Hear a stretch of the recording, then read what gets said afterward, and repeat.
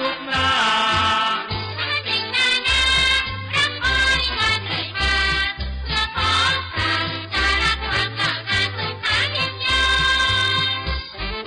ฟังคำการแนะนำระหว่างรัฐบาลและบริการพร้อมใจแนะนำความหวังดีให้เพื่อชาติเพื่อชนของไทยการน้อมใจยินดีรับมารวมทั้งใจและกายทั้งต้นและปลายส่วนตัวหญิงชายทุกหน้าทุกสิ่งนานารับบริการเรื่อยมาเพื่อพร้อมราชารักความก้าวหน้าสุขาพิญโยที่นี่สถานีวิทยุกระจายเสียงแห่งประเทศไทยจังหวัดเชียงใหม่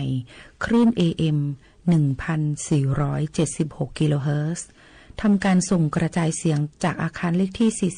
49 ถนนประชาสัมพันธ์ตำบลช้างครานอำเภอเมืองจังหวัดเชียงใหม่ทำการส่งกระจายเสียงตั้งแต่เวลา 5 นาฬิกาไปจนถึง 24 นาฬิกาเป็นประจำทุกวันค่ะและต่อจากนี้ไปขอเชิญคุณผู้ฟังติดตามรับฟังรายการต่างๆที่น่าสนใจของทางสถานีได้ตาม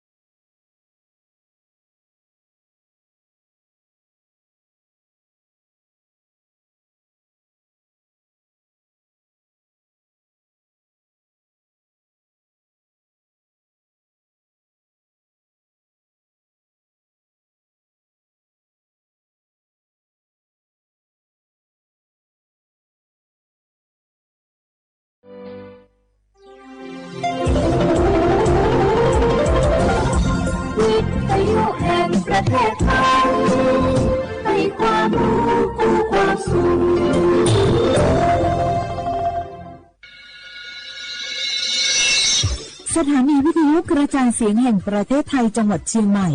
AM 1476 กิโลเฮิรตซ์สถานีวิทยุภาคภาษาชาติพันธุ์แห่งเดียวในประเทศไทยที่มีความทันสมัยเชื่อถือได้สร้างอัตลักษณ์กลุ่มชาติพันธุ์สู่สากล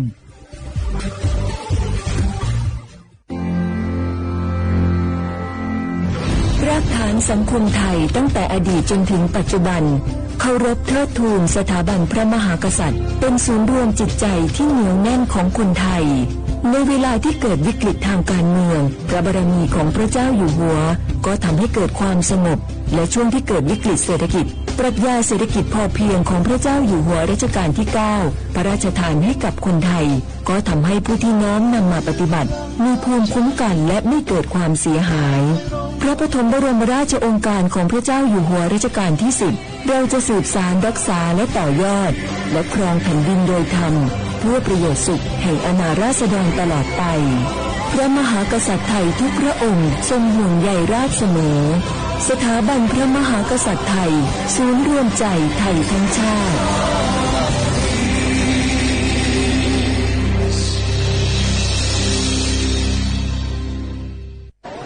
มันนักขนาดนั้นเลยกับพ่อล่ะพอลองพอละไปเจือหลังหลันแต่ปดีมาอดมาโอยเนี่ยเจ้ลองจ้ามพลมาทักเตี้ยวพ่อล่ะเนี่ยเฮาล่ะบ่ฮู้ตัวพังกะเจ้อย่าไปลืมเนอะวันจันทร์เปิ้นเพิ่งไปตรวจสุขภาพงดเข้างดน้ำหลัง2 ทุ่มเนอะโอ้เกือบลืมเหมือนกันนะกะดีเหมือนกันนะรู้นี่รู้สึกปวดหลังปวดไหล่จะให้หมอเป็นจับเส้นสักกังว่าแต่ว่าแก้วมันจะไปก็หาน้องขี่มันไปล่ะปีที่แล้วอิดออดถ้าปีนี้บ่ไปจะด่าสกรรมเหรอเดี๋ยวเป็นนั่นเป็นนี่กินข้าวกับก่อยตรงเวลาผู้หมอสั่งถ้าจะเจือป้องแล้วกันวันนี้มันไปไหนนี่บ่เดียวนี่คุณน่ะน้องฮู้มันไปห้องเจ้ามูไม่ยกของกูน่ะตากันนะพูดล่ะไปดีคือมูที่เพิ่นแข็งแรงจัดการคนเฮาคนเหือบอย่างเจ้นี่ลิกนี่ว่าเราเป็นหาแล้วกันกายพร้อมใจพร้อมเพื่อสุขภาพที่ดีปรารถนาดีจากสำนักงานประชาสัมพันธ์ที่ 3 กรมประชาสัมพันธ์ค่ะบรรยากาศมาพี่ชนแม่วันนี้ปาร์ตี้กันให้สุดๆกันไปเลยจัดไปไหมเมาไหมครับหรอพ่อกลับบ้านได้แล้วเดี๋ยวพรุ่งนี้ก็ต้องไปส่งลูกไปโรงเรียนแต่เช้าอีกจะดื่มอะไรนักหนาเนี่ยนะตื่นไว้อยู่แล้วอะไรกันนักกันหนาขอสนุกกับเพื่อนหน่อยดิเหนื่อยมาทั้งวันแค่นี้นะพี่ไปร้านอื่นต่อไปก็ไปพี่ทำไมรถคันนี้มันขับช้าจังเลยแซงไปเลยพี่แซงไปไฟแดงก็พาไปเลยพี่ตรงเนี้ยมันไม่มีกล้องไม่โดนจับชัวร์เอาวะไปก็ไปเฮ้ยพี่ระวังรถบนท้องถนนการตัดสินใจพลาดเพียงครั้งเดียวอาจไปถึงความสูญเสียอย่าให้ความสนุกเพียงชั่วครู่กลายเป็นความเศร้าชั่วชีวิตด้วยความปรารถนาดีจากสำนักงานประชาสัมพันธ์ที่ 3 กรมประชาสัมพันธ์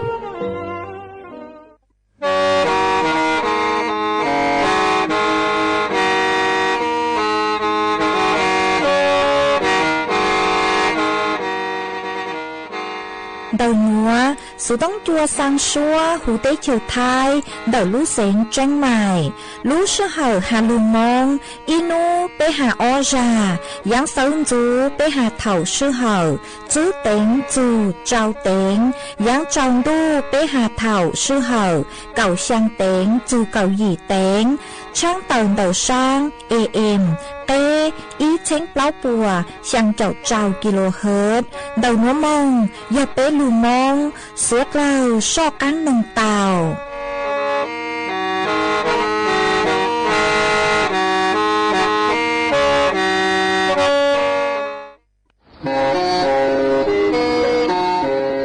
lên từ สังเริงโฆษณาจวนเดาสุต้องจัวสังชัวหูเต้เฉียวไทยเดาลู่เสียงจังใหม่คือยอขอเชาโมเก๋เป้ารูเก๋ขีฟางนอนรอเตาชงเหงสัญญาณเมืองเตาเกล้ท่องปล่อยหูลู่เสียงจังใหม่ยอเล่งตือสังเริงนอลอเมืองตัวเตาจวนเดาสุต้องจัวสังชัวหูเต้เฉียวไทยเดาลู่เสียงจังใหม่จวนเดาตุงเดอสุต้องสูงชื่อเต้อ้อช่างเจ้าสูงเจ้าหยี่หล่อชื่อสูงจั่วอ้อเปล่าเจ้าหยี่จื้อช่างจั่ว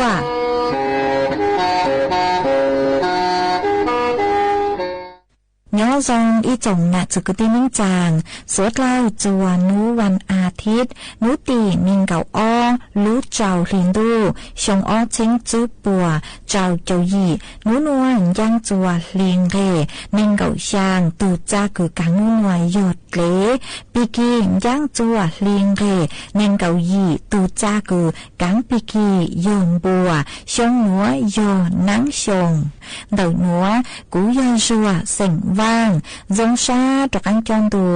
สูต้องจัวฮัลลูมองเดาลู่เสียงจังใหม่ตวนจื้ออีจงน่ะจุกตินิ่งจางสวดเล่ามาอ้วนได้หนัวช่างเตาจัวสวดเลยเตาหนอหตาเดาหนัวกูจัวเกาลู่ชัวจีเกียจัวสวดเลยเตาหนอซื้อเอท้อไปจ่อน่ะจุกตินิ่งจางพงอยู่สวดเล่ากูแมงนางลูใช้ฮัลลูนงย้อจวนเดาเพจเฟซบุ๊กท้อมีสวดเล่าปังจวนมากดไลค์กดแชร์อีลิงอีแชร์ปูจัวเพจสวทเชียงใหม่ AMอีเช้งเปล่าปัวช่างเจ้าเจ้ากิโลเฮิรตซ์ว่าจังเดาจัวเมจัวจัวลิงจัวตูเกือลุนดูกุญย้ออวพงยูอวเกลูปังจัวช่างกังดูสุต้องจัวฮัลลูมองดาลูเสียงจังใหม่หวังให้เจ้าชาหตาสวดเล่ายนดูย้ออวพงยูอวเกเท่าปีมังจูจัวเท่าสาวจวนจื้อนัวไปจอกกังลูกงกิโลเจจวนดังดูสุต้องจัวฮัลลูมองดาลูเสียงจังใหม่จื้อมังเปาhà cha e lô lệ tu e cha ni ta ha có thấy ô e trong tu lô lô lấy nô e chẳng có lệ ha na ha lệnh chi tê nè mua cha có lo chủ mò hao kỹ ấy lô lệ tu cờ lệ nga ha lệnh chi ấy nè họ chỉ bu cờ ha cụ si lô đủ lô tê mong tổ lô chơi nhau mong vắng mình dành gạo cô tăng ta ta cô lấy chi tao cờ lo chê ấy nè họ thư số ta đau ma mong tồn đau số lom thành gạo cô ta mong gì trong lời lệ họ mong đau tù ấy tư chi một ta ý tù lưu nạn gì mò lô mò rong ấy lô lệ họ tu có em thành gạo cô ta mong nhỏ mong tù chi sang vô ấy lô lệ họ tu ấy gạo kỹ khâu lên gạo thờ hè rong tu lô nô tù chi tao tên thành gạo họ có ta mô ta nhỏ lội u mô cho mô khám này ngon lô lệ họ tu hè cha ý ni ta cột lấy u hè rong tu lô họ lô lê nô lo có lệ na mong lệnh chi tê chẳng mẹ họ tư yo mô cha cô lo chủ mô hao ca ấy nè chi bu cờ hàng thành gạo cô ta nó sư lu đủ lu tê mong tổ lu chơi ba tê thành đầu cô ta đã ta cô lên tù chỉ tao lo mua cho cha em thành đầu có ta ta nị tư chỗ ta đầu ma mong tù đầu số lo chẳng nị tư chỉ một ta ý tù ấy lúc nạn gì mong lúc mùa rong lý lù lệ tu lý cứ có tên thành gạo cô ta mong nhỏ mong tù tư chỉ sang yu en thành gạo cô ta cả yên gạo ký khâu lên gạo thờ hai sông tù lộ nó chỉ是tao tê tuôn thành gạo cô ta yu cho mô khát ta lù lệ tu hè cha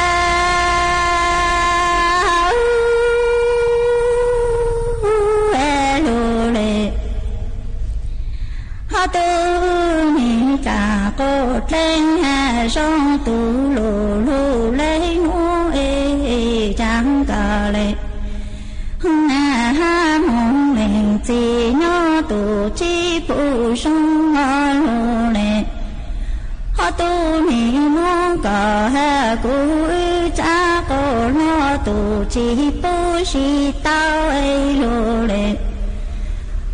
tu ni cha chỉ cú sa tăng bảo lù lấy ngô em ni mô ta cú lành na ha cư lệ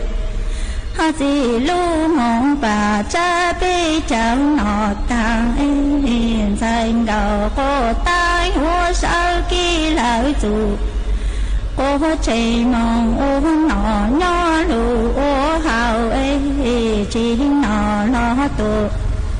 hào chỉ tao em thành đầu cô ta nọ lo tụ chỉ nó trao lù lệ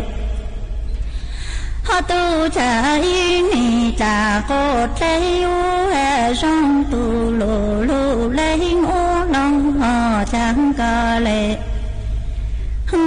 ha mong lệnh chi tê ni tu mô cờ ha cú tu mô si phai ở lù lệ tu thành cờ cô tâm ni cha chỉ sa tăng bảo lù lấy ngô ni ngô cú lệ na ha lại lệnh chỉ lu mô bà cha bi cháu ngọt ta tên thành đờ cô tăng nói hoa sơ kỳ lại dù tranh nông ôn nọ lo ôn áo tê chẳng chứ nọ lo tổ ô chi tao em thành gạo cô ta mong nọ lo tổ chi nó trái ở lù lệ tu hè cha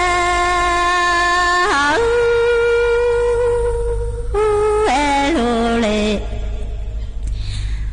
tu cha tuần số tổ tên số làng lù có lo tổ chi đó để lù lệ tu thành gạo cô ta ta ư chủ na ký khâu lên gạo trao nhỏ đà cô lên mong tổ chi tao mô cho chị lo chẳng tao trộn cô lời luôn nàng giờ lù chi căng hà lo luôn sa mô lù cô là chốn này lù nè tu chẳng nhị cha tuôn số tụ tên số làng lù có lo tụ chín đó lợi tỏ lù lên tuôn thành gạo cô ta ta yên đạo ký khâu lên gạo đầu hà sông lời lù nô tụ chi tao em thành gạo cô ta ta dù say cô là tụ mô cho cha lo chẳng tao trộn cốt lời luôn nạn giàu lù chi căng hà lo luôn sa mô lù cô có lô lệ tu cha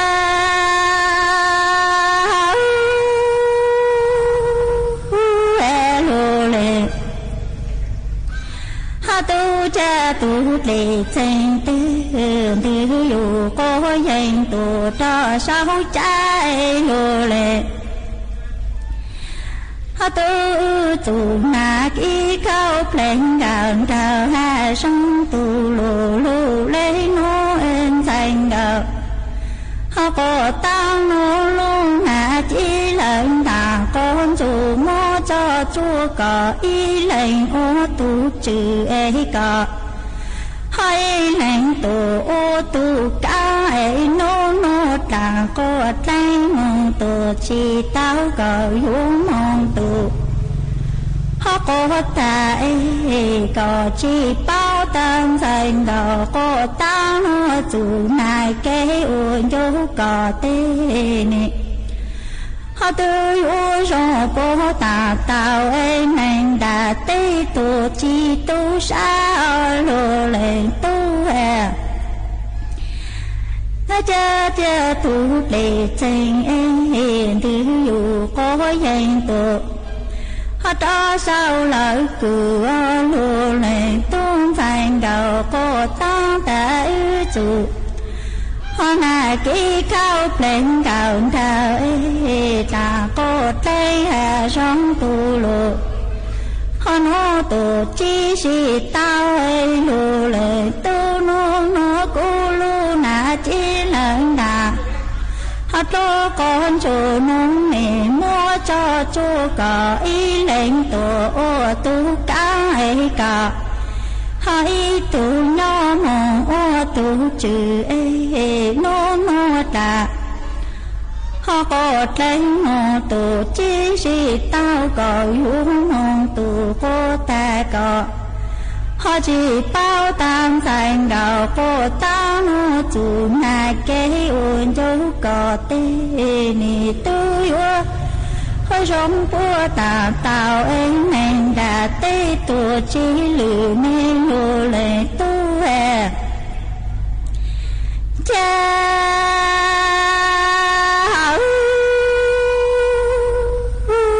lô lệ họ tu kỹ cao lên đạo đạo tê chẳng nề tư ua rò bố ta tao ấy mi căng bảo nhỏ mô tu ti lão tu mô si lão lô lệ họ tu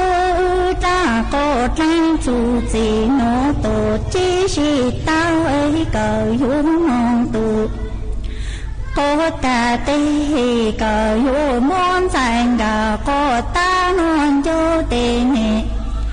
họ tư vô môn thành gà cô ta nó thẳng tù có tờ mong hao lệ nhỏ mong hao cha lô lệ họ tư thành gà cô ta nó chỉ tao có tê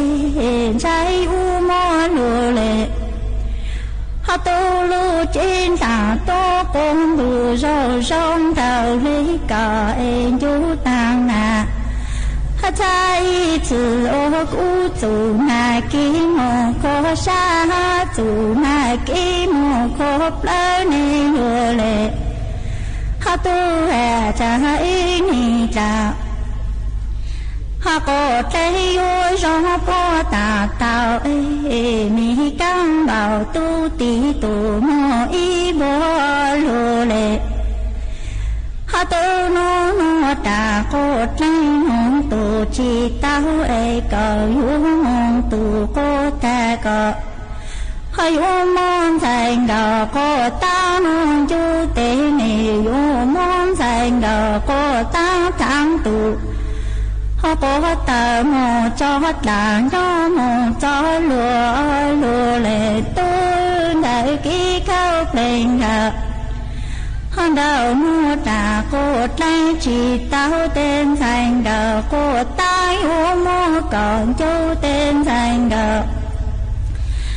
họ có tay u mua lùa lệ tôi du thà nà cha y chữ mong chi 走做的在我起鸟啦。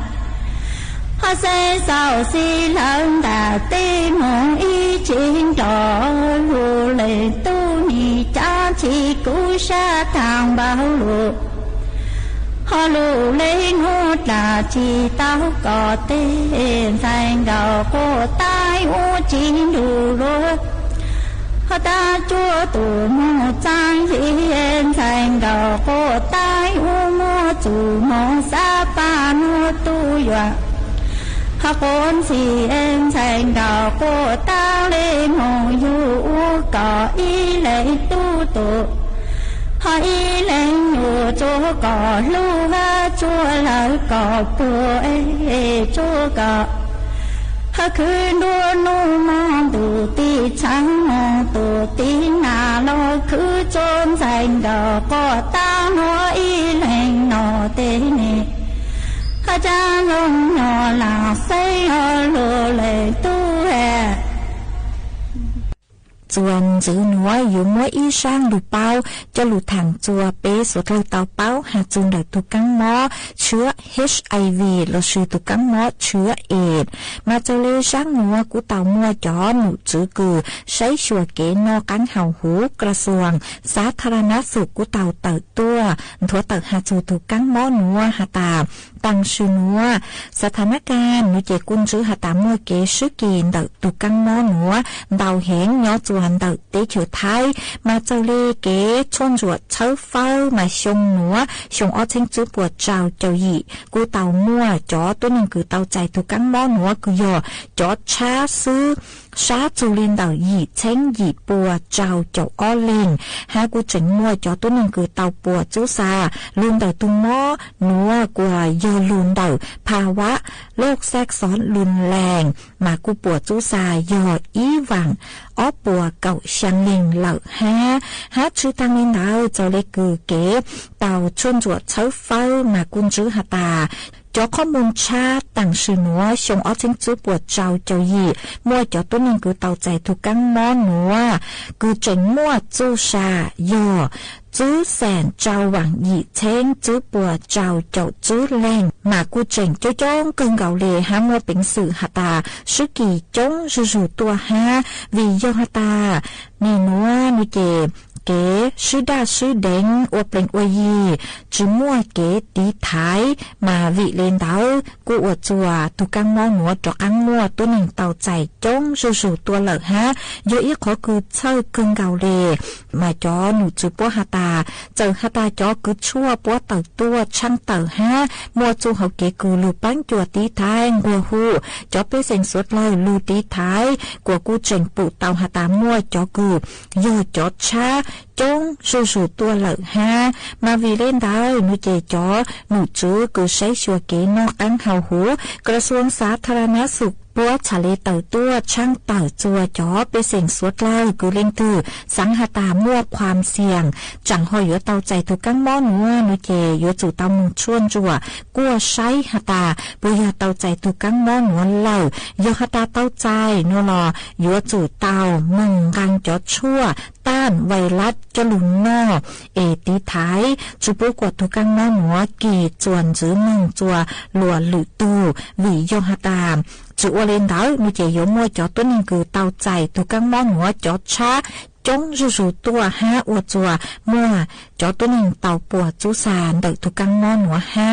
มากูหอมมัวจะหลุดทางเรนัวจัวไปจงเนี่ยจะกระดิ่งนิ่งจางสุดเลยเต่าเป้าเรนัว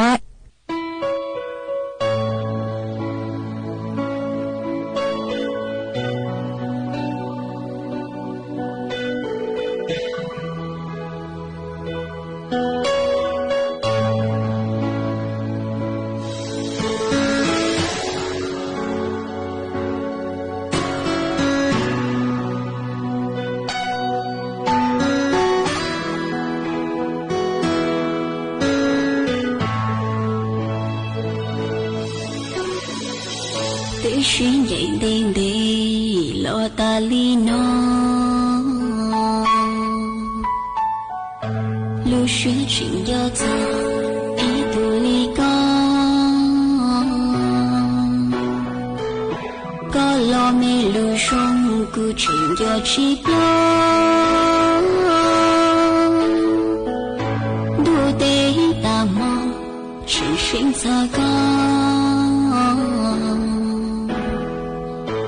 cha ư cho cái lũ ấy nhị chỉ mua chân vì lo ra đêm của lũ sương cho con do bao đời sĩ lũ lo lũ chơi mò chia ư chỉ cho bi cho cái sĩ lũ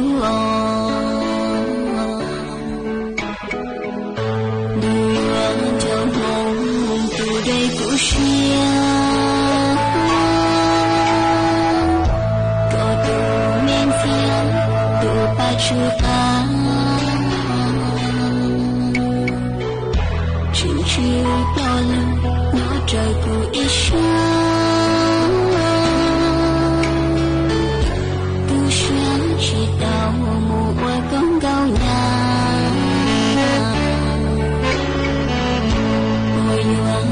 mùa ư giờ kế lu ý sầu trao ư li à thầu却有他一时直到寻追别弄却有我感觉我一起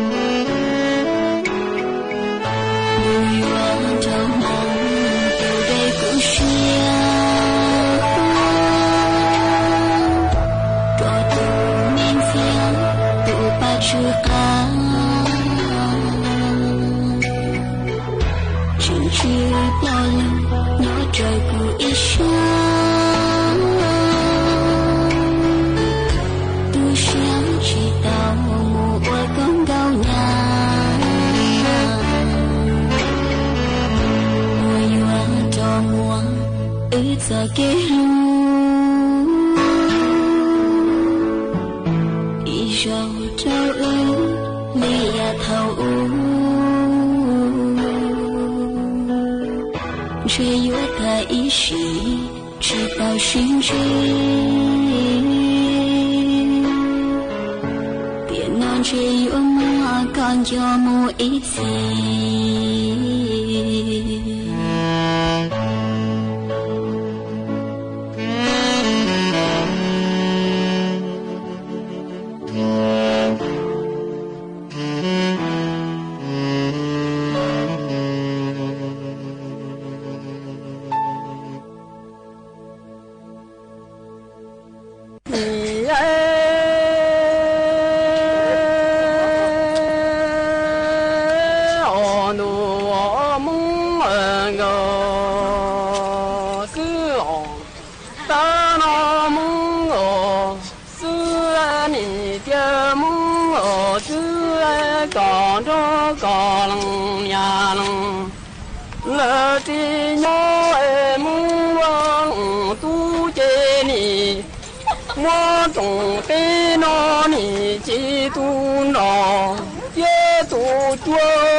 chỉ tỏ trung gió phía chỉ li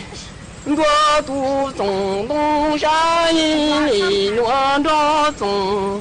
nhớ ni nhớ cho cô mua ni ta tu ta kia là mu lu mi chỉ đó sư mu là tu kia lo ni xóa ta muông tu cho y nông xiao minh yo muông ta na muông yo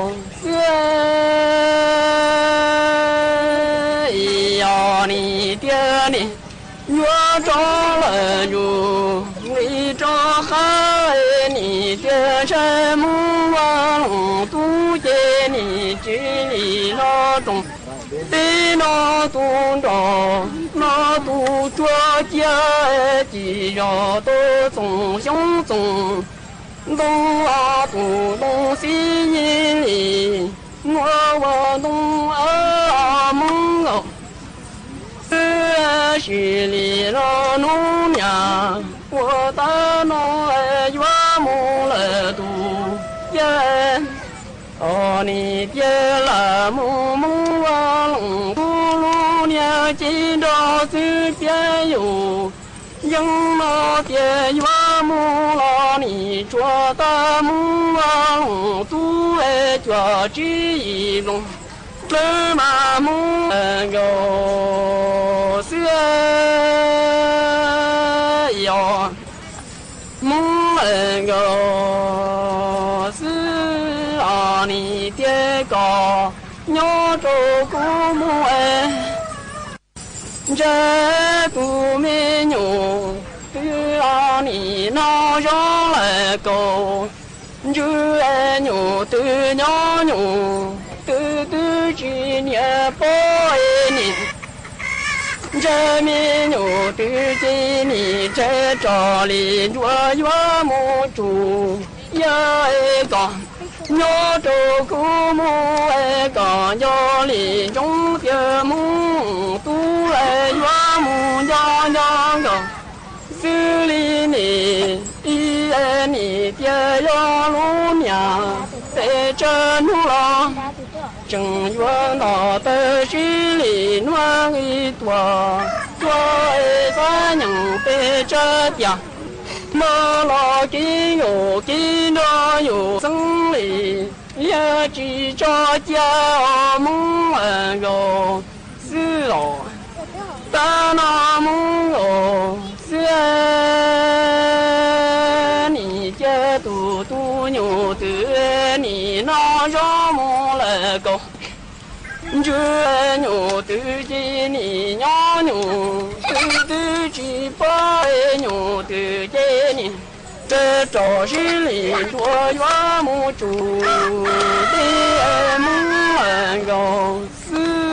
啊你月木来多，爹了爹爹高腰里中的木儿都爱你木里。样样都是里呢，一爱你做了木道路金生，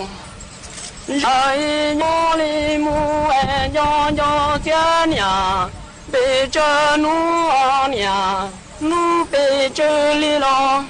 这根有爹了根着哎有生里，也知道这嘛木儿个是喽。哦呀，路的路的正马木哟，是要你爹个，娘那周古木安着你张路如如哎嘟嘟你，中山林庄马你张月嘟年。中米不做的大理，到了月呀你呀都在呀你好了的，这月这里多长点，对那肚子满个娘周古木哎娘娘个手里呢，一个娘中。中的正抓大木啊，都爱你木啊，也能生的用。用着把妈那也说的，制造这里我莫弄东当，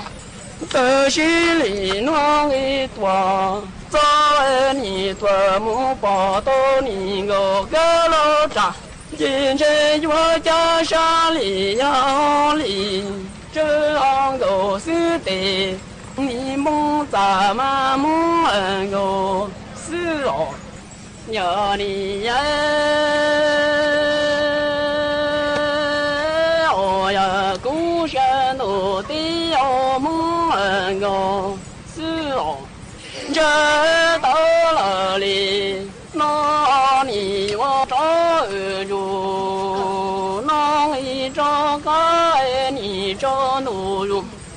chế tu tu ni cam ni cho quả mơ ni cho cho chế tu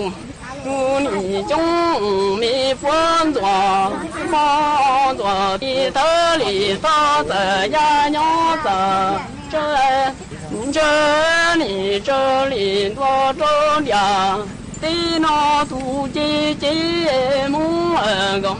xưa cỏ nhỏ trâu cú mua muốn ngô xưa ở ni địa cỏ cho dùng chúng kia muốn qua lùng tu chế cho ngô xưa li cỏ đi lên chết giờ nó mua ni chỉ sa chế li nhua mua nuôi mua qua lùng tu đỏ tơ chỉ li nhua vi tua sao trái vỡ thua mu bỏ ra tô ni ngô cá lô trà mò ni cha sa ya li chờ tô ngô sư tề niệm mong lý mà mong ngô sư lọ lùm đu chỉอยู่รอว่าหนึ่งชวนเล่งหมดเชียม่วนจือโปเจยือโปสาปนเชอหมวดเตเตอตัวโตโลหมวดลุงโยตัวอยู่ห่างxaหมวดลูกปลาหมวดโจหมวดเปลือเดี๋ยวชีเจอเดี๋ยวขอรองเพขอสอนเย่เดี๋ยวขอมลัวนู่จียอนดูปูเตาชัวตาอยู่ตูนดาอยู่จูปนเถียเทียเตาเตียเตียยุนเชอใส่เตเตออยู่จูตงซีกะจีปีโถห้าเจิงหัวกะจีหัวก็อ้วยวันเด็กลูกขอนเจต้องกอดท้องตัวลูกขอมัวเจียกอดเดดาลูเชียสากอดซีกอดชัวเตเตอวัวเทียลีจีปลาซอสารละวันหนึ่งเชียซีเทียเกทีตูอูตูนอตีลอคอนเดยูลูนเม่งเกว่าเม่งอย่างงอจีเดตีลอเคลิเชียกอดดาตีลอสาเดลูเต็งเม่งเทียขอเจิงลองอาลอดตัวซอมโบชัวพวกหัวจัวไงเตอัวสยอซอนโลเดเปจงยันดูจีตัวเจิงชัวมั่วจะเจ้าอยู่อัวเทียนดอปัวดอจอขอสายี่เม่งยามูกอดจัว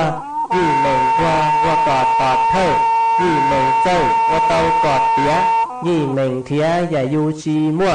ขอนือยั่วอย่ามั่วเก๋เดิมมั่วยัวเธอมัวเก๋เกิดลูเชียเหออยู่มูตอนเด้ซื้อตูเด้ยิ่งจีนดูจอแค่เจิงรออย่าปีนูนอมัวหลงรอวันหนึ่งเชียตัวจีชอกว่าเขาเกิดจื้อยี่จีชอฉีเขาอยู่สานโตจีชอมโบตุลูลัวถั่วเทียจีขวาลูเชียลูเปล่ากะจีเสาละคอยอยู่ตูกะจีจูเขาเด้เจิงรอจีชอต่อชอเขาเด้โยอย่าว่าโตกะจีไงเตจีเดเจยิ่งว่าเจ้าเป้าซอจอดเท่ายันจีเต็งเม่งเดอิดแทงอิตัวรูมาเยมูว่าลูเชียนเดจ่อเฮาเกยิ่งมั่วนูจอขอนือยอยิ่งเม่งคือกะซอมูว่าซอลัวเตเตอซอมูนเชอลัวเตจื้อยี่ชอบคูสี่เตยาจีรงอยู่จ่อมงจีเดเจตัวเลือดเพื่อมั่วยันเดเจ้าว่าเป้าที่ชัวติชีจีปีจิงหลานจีโตอาโตตัวรวมเบาชัวลอนเชเจิงเดซอสาเตหมดเตาลีลัววันหนึ่งว่าจีปีนูนอเชียขอคอโตยาอยู่สาลูจัวกาอยู่จู่เตาชื่อลูเป็งสื่อหมวนรอวัวเกเทียลีนเจจอขอว่าอเลยเดี๋ยวน้อกูอยากสอนเจ้าสิ่งให้ย้อนต่อเขาหลวงบางจะหลับช่วยชาเก่งน้ออย่าอีชาเก่งดูตาหมอเก๋จริงก็ชีเกิดวันนึงจีตอนเดตุจีตัวเลยเราพยายามตุปนเนี่ยตัวเลยตุปนเนี่ยตัวเลยเจตุจีย้อเขาเจอีจอไม่ตุไม่หย่อนรอตุจีเทียchỉ một đại tên miền dạy chính dạy đại tên miền lo chỉ lo lo học chỉ phụ cho nó chỉ phụ cho hào để tụ xia giờ họ nó ra cái nó mua bia họ bỏ một lên nó sư cũng mua chua tàu xe là nông cho một xi măng cái chỉ lúa tư cho chỉ một xi măng cái chỉ bùi trắng tu ta mò chỉ một tụ chỉ là bây giờ chỉ một tụ bao nhiêu chỉ những tụ xe này nó ra cái nó đó chỉ lúc có mua những phong nè ai cú hay lên nó xíu á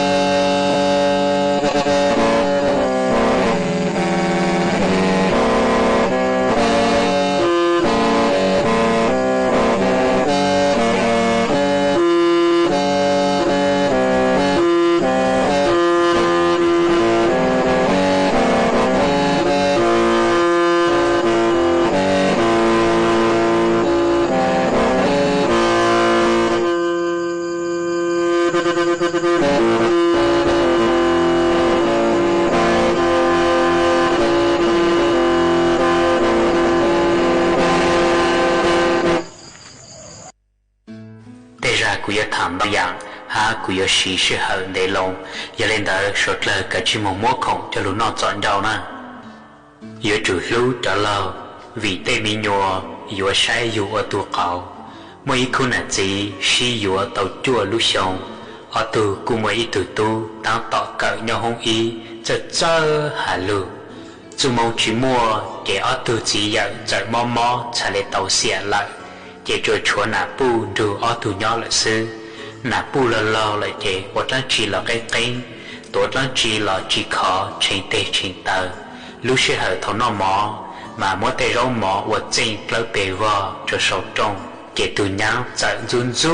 chỉ nhà nạp bu lo lề để mỗi im mò từ nhau trả lại hà cho từ tu hả ta có gì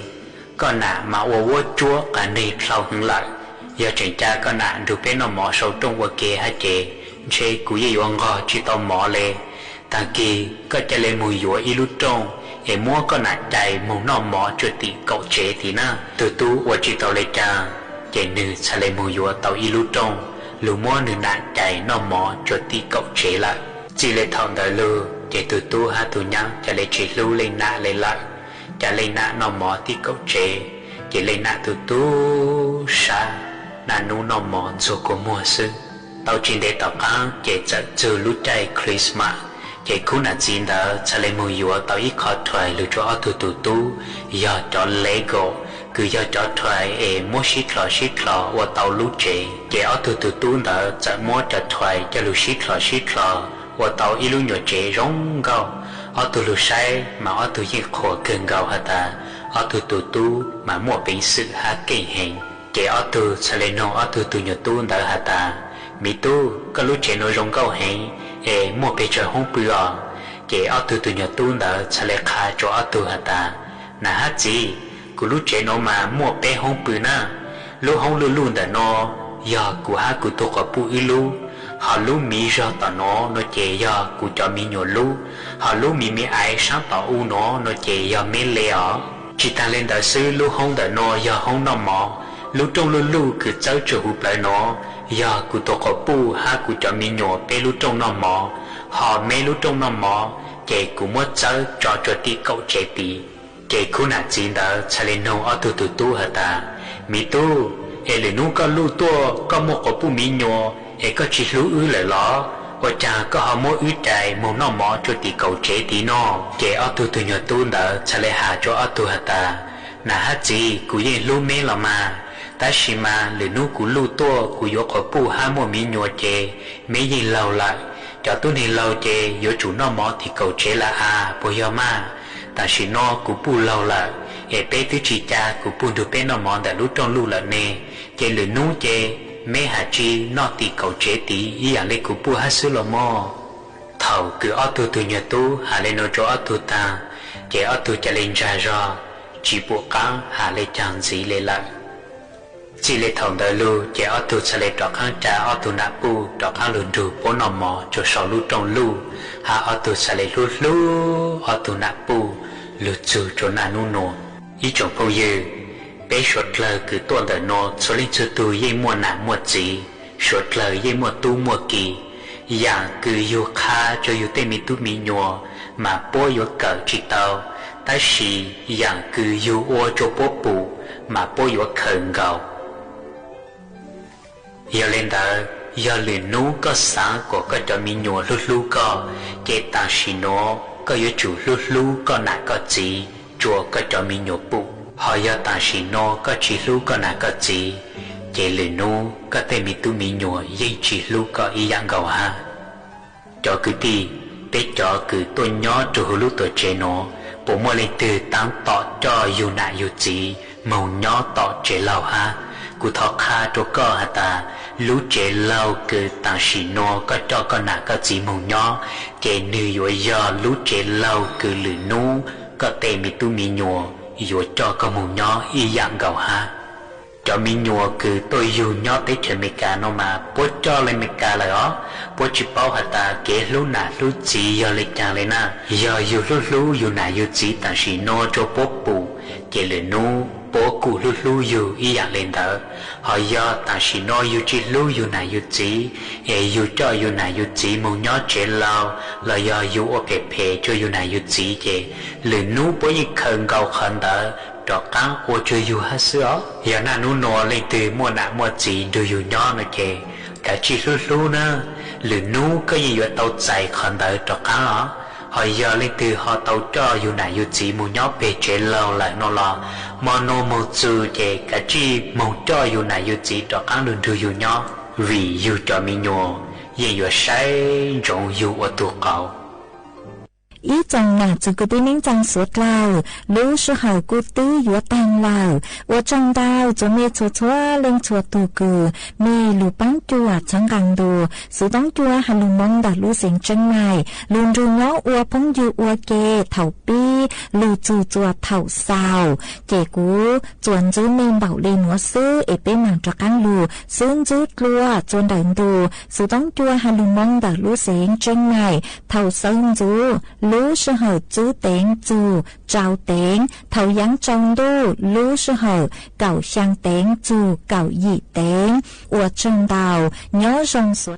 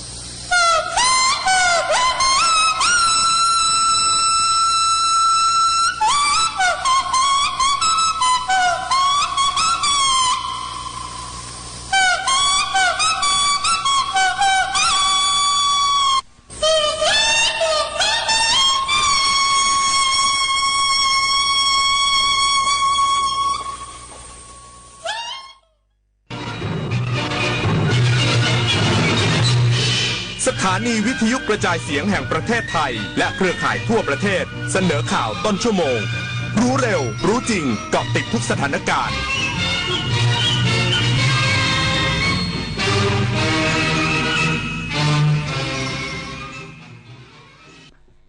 รับฟังข่าวต้นชั่วโมง 6 นาฬิกากับยุทธพรบานเย็นครับกระทรวงการพัฒนาสังคมและความมั่นคงของมนุษย์ผลักดันศูนย์พัฒนาคุณภาพชีวิตและส่งเสริมอาชีพผู้สูงอายุกว่า 2,000 แห่งทั่วประเทศอีกสักครู่กลับมาติดตามรายละเอียดครับเยาวชนคือพลังสำคัญในการขับเคลื่อนอาเซียนไปข้างหน้าประเทศไทยพร้อมสนับสนุนเครือข่ายเยาวชนอาเซียนให้แข็งแรงเป็นมิตรและรวมพลังด้วยการสนับสนุนเครื่องมือดิจิทัลและพื้นที่ให้เยาวชนได้แสดงออกลงทุนในโครงการพัฒนาเยาวชนสนับสนุนความร่วมมือข้ามพรมแดนและส่งเสริมการเข้าถึงการศึกษาทักษะสำหรับอนาคตอย่างเท่าเทียมเยาวชนอาเซียนคือพลังสร้างอนาคตคนรักสุขภาพต้องไม่พลาดงานมหกรรมสมุนไพรแห่งชาติครั้งที่ 22 กับสวนสมุนไพรแห่งการเรียนรู้คลินิกให้คำปรึกษานวดไทย7 กลุ่มอาการชิมอาหารสมุนไพรจากเชฟชื่อดังช็อปของดีราคาประหยัดจากทั่วประเทศแจกต้นสมุนไพรฟรีพร้อมกิจกรรมเวิร์กช็อปและผลงานวิชาการนวัตกรรมสมุนไพรไทยระดับโลก 2-6 กรกฎาคมนี้ณหอ 11-12 Impact เมืองทองธานี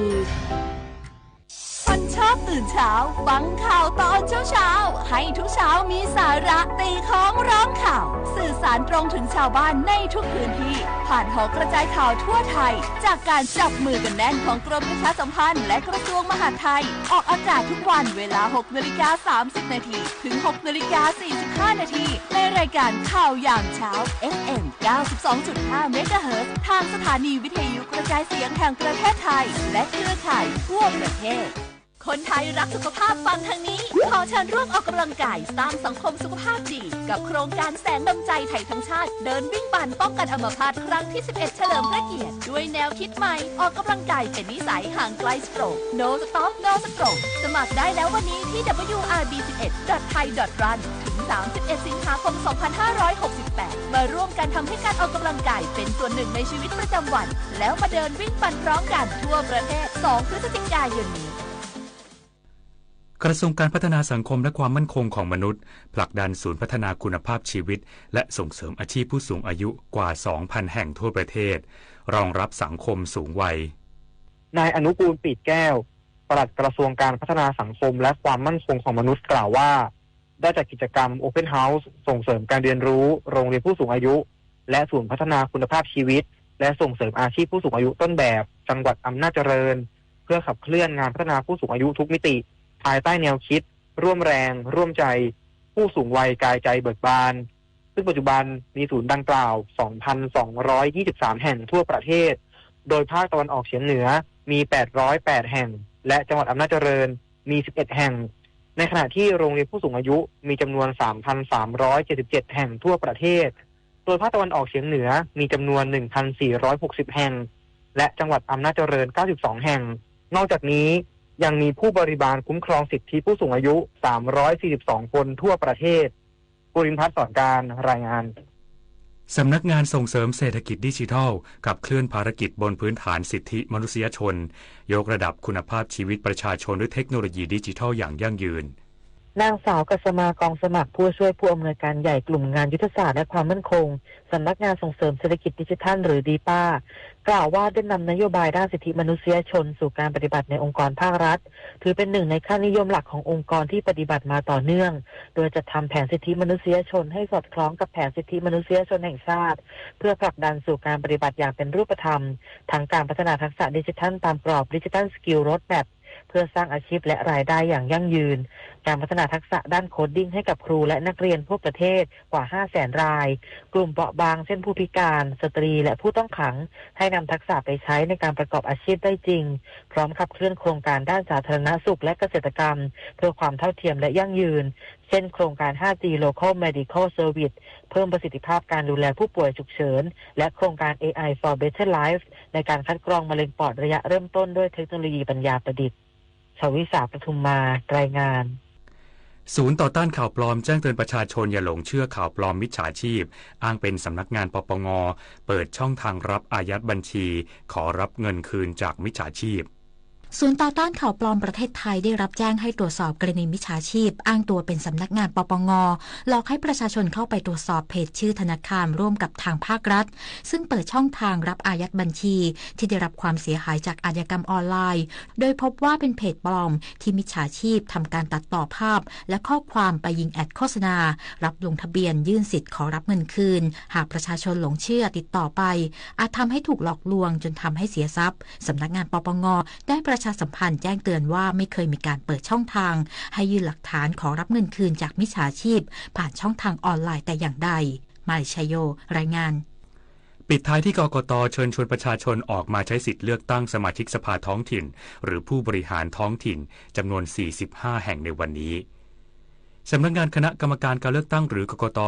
กำหนดจัดการเลือกตั้งสมาชิกสภาท้องถิ่นหรือผู้บริหารท้องถิ่นในวันนี้ตั้งแต่เวลา 8 นาฬิกาถึง 17 นาฬิกาจำนวน45แห่งโดยการเลือกตั้งดังกล่าวมีทั้งกรณีเลือกตั้งใหม่และกรณีเปลี่ยนแปลงฐานะกรณีเลือกตั้งเพิ่มเติมสามารถติดตามร่วมสังเกตการเลือกตั้งหรือสอบถามรายละเอียดเพิ่มเติมได้ที่สำนักงานคณะกรรมการการเลือกตั้งประจำจังหวัดที่มีการเลือกตั้งและติดตามข่าวสารข้อมูลได้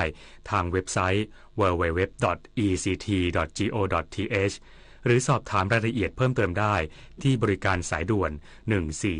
1444จบข่าวยุทธพรบานเย็นอ่านรับฟังข่าวครั้งต่อไปเวลา 7 นาฬิกาครับติดตามข่าวที่นำเสนอไปแล้วได้ที่ www.thainews.prd.go.th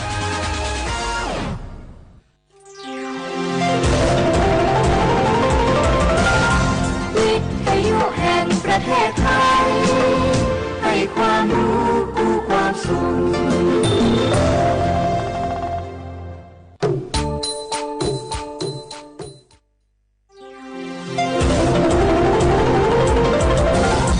วิทยุแห่งประเทศไทย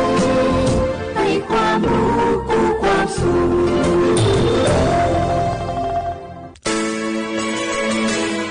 สถานีวิทยุกระจายเสียงแห่งประเทศไทยจังหวัดเชียงใหม่ AM 1476 กิโลเฮิรตซ์สถานีวิทยุภาคภาษาชาติพันธุ์แห่งเดียวในประเทศไทยที่มีความทันสมัยเชื่อถือได้สร้างอัตลักษณ์กลุ่มชาติพันธุ์สู่สากล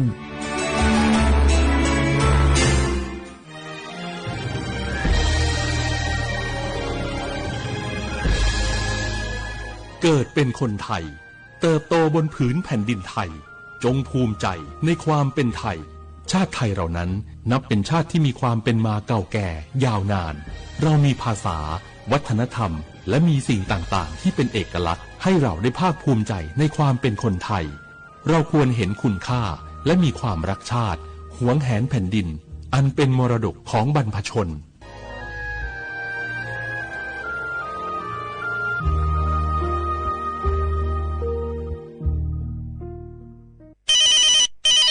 ฮัลโหลสวัสดีครับสวัสดีค่ะจากไหนครับคุณคือผู้โชคดีที่ได้รับเงินสด1 ล้านบาทแต่ต้องโอนค่าธรรมเนียมมาก่อน 5,000 บาทนะคะหลังจากนั้นทางเราจะทำการโอนเงินกลับไปให้ค่ะจริงเหรอครั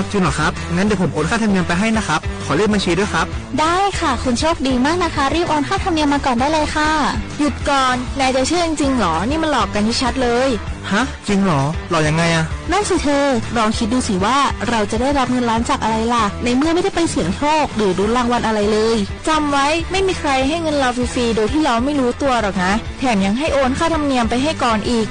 คุณคะเราไม่ได้โกงนะคะโอนมาก่อนเดี๋ยวพิสูจน์ได้ค่ะไม่เอาละผมไม่เชื่อไม่โอนไม่คุยด้วยละกลโกงมีทุกที่จำให้ขึ้นใจอย่าเชื่ออย่าคุยอย่าโลภอย่าโอนด้วยความปรารถนาดีจากสำนักงานประชาสัมพันธ์ที่3กรมประชาสัมพันธ์ฝนตกหนักน้ำท่วมภัยธรรมชาติที่เราหลีกเลี่ยงไม่ได้แต่เราสามารถเตรียมตัวให้พร้อมเพื่อความปลอดภัยของทุกคนในครอบครัวได้ก่อนน้ำมาเตรียมตัวให้พร้อมเก็บของสำคัญขึ้นที่สูงเช่นเอกสารสำคัญเงินสดและสิ่งของจำเป็นอื่นๆ และถ้าหากบ้านอยู่ในพื้นที่เสี่ยงให้ติดตามข่าวสารจากทางราชการอย่างใกล้ชิดเตรียมไฟฉายแบตเตอรี่สำรองวิทยุสื่อสารและยาสามัญประจำบ้านไว้ให้พร้อมและอย่าลืมตรวจสอบเส้นทางอพยพที่ใกล้ที่สุดด้วยขณะเกิดน้ำท่วมอย่าเดินฝ่าน้ำที่ไหลแรงหลีกเลี่ยงการสัมผัสกระแสไฟฟ้าและหากต้องอพยพให้ปฏิบัติตามคำแนะนำของเจ้าหน้าที่อย่างเคร่งครัดเมื่อภัยผ่านพ้นตรวจสอบความเสียหายของบ้านและทำความสะอาดเพื่อป้องกันโรคที่มากับน้ำท่วมเตรียมตัวให้พร้อมก่อนภัยมาถึงเราจึงจะปลอดภัยด้วยความปรารถนาดีจากสำนักงานประชาสัมพันธ์ที่ 3 กรมประชาสัมพันธ์นี่รู้กันไหมสิทธิบัตรทองหรือบัตร30 บาทเป็นสิทธิหลักประกันสุขภาพตามกฎหมายที่ช่วยคุ้มครองคนไทยทุกคนให้เข้าถึงบริการสุขภาพที่จำเป็นโดยไม่ต้องเสียค่าใช้จ่ายเลยนะครอบคลุมทั้งการรักษาพยาบาลการป้องกันโรคการฟื้นฟูสมรรถภาพทางการแพทย์เรียกว่าช่วยให้คนไทยอุ่นใจกันเลยทีเดียวสอบถามเพิ่มเติมสายด่วนสปสช1330โอกาสก้าวสู่เส้นทางศิลปินกลับมาอีกครั้งพร้อมปรากฏการณ์ครั้งใหม่ที่รวมการประกวดร้องเพลงไทยอมตะร่วมสมัยทั้งเพลงลูกทุ่งและลูกกรุงไว้ในเวทีเดียวกันกับโครงการเยาวชนสืบสานเพลงรักไทยโดยสำนักงานทรัพย์สินพระมหากษัตริย์ซีซั่น 2 เปิดรับสมัครตั้งแต่วันนี้ถึง15 มิถุนายน 2568 ชิงถ้วยพระราชทานและรางวัลกว่า100,000 บาทติดตามข้อมูลเพิ่มเติมได้ทาง Facebook เยาวชนสืบสานรักเพลงไทย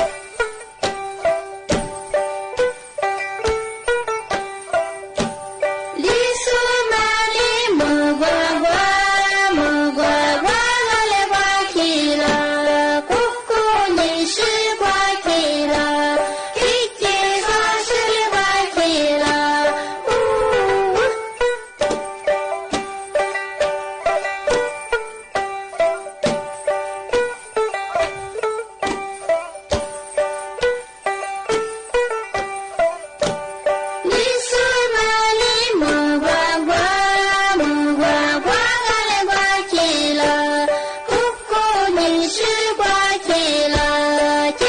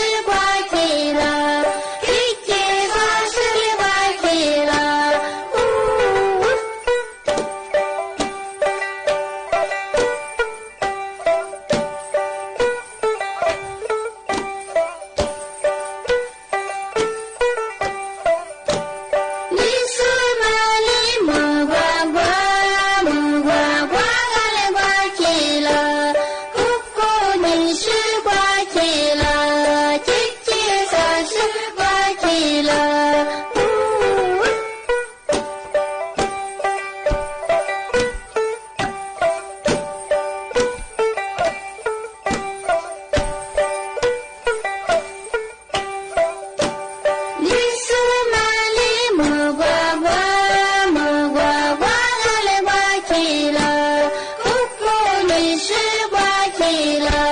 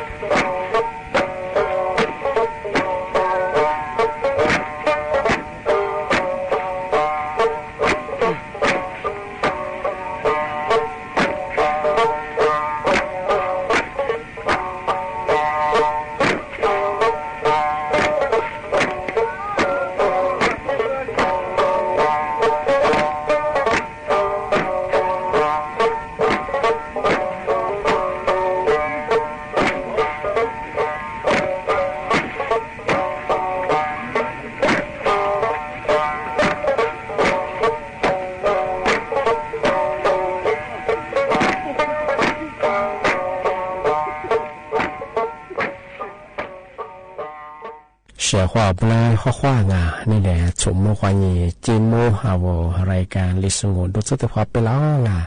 เอาลิสุงปากกากุงมัญญาธาจิ้มหมายดังสถานี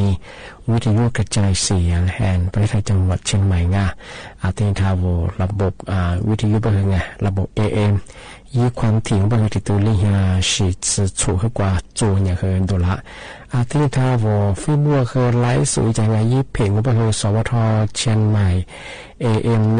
1476กิโลเฮิรตซ์โค้งหายอย่างว่าที่เราควรเนี่ยตัวเราง่ะนาทีเนี่ยควรนี่นาเนี่ยจังไงเนี่ยบางทีถูกเมื่อวันนี้เจมตัวขวาที่เมื่อเราไม่ยังเห็นหนีเมื่อควรนี่สามเมื่อตัวขวางตีเนี่ยมาเห็นหนีขวาด้วยงานนี่มือถึงยังโง่ไม่ยาวันอาทิตย์ไงเอาลิโซอาบาวไม่ยังเห็นว่าฮานี่จะชนนี่นี่มือถึงยังไม่เห็นอันนี้ยี่โคนี่โตนี่จังหวะโคอันนั้นเป็นอย่างว่าไทยอาบาวไม่ยังโชว์ห้านี่จะอย่างนี้ไงนี่มือถึงยังไม่เห็นวันอาทิตย์ที่22เดือนมิถุนายนเนี่ยพศ2568ที่ก็มาโง่ไงนี่มือถึงยังไม่เห็นมีอย่างนี้เป็นอย่างว่าที่ควรจะเนี่ยน่าจะโซชิจะโซที่จะโง่ไงอาทิตย์เป็นอย่างมาสบายงานบางพื้นที่ไงที่ก็ต้องมีฮิโลฮันเยอะมาเมื่อฮันเลี้ยมาขึ้นจวงว่าเชื่อว่าโว้งมาก็เดือมาดูแลสุขภาพยังไงจ้ามาฮันลีบ่อาทิตย์เจ้าบ้างเจ้าวันเล่นเลยบ่นาลามาขึ้นจวงว่าชมเมืองว่าที่ว่าผู้สูงอายุบ้างมาก็เดือมาแต่ดูแลพิเศษว่าอาทิตย์มาว่าแพ้ว่าอากาศเย็นมา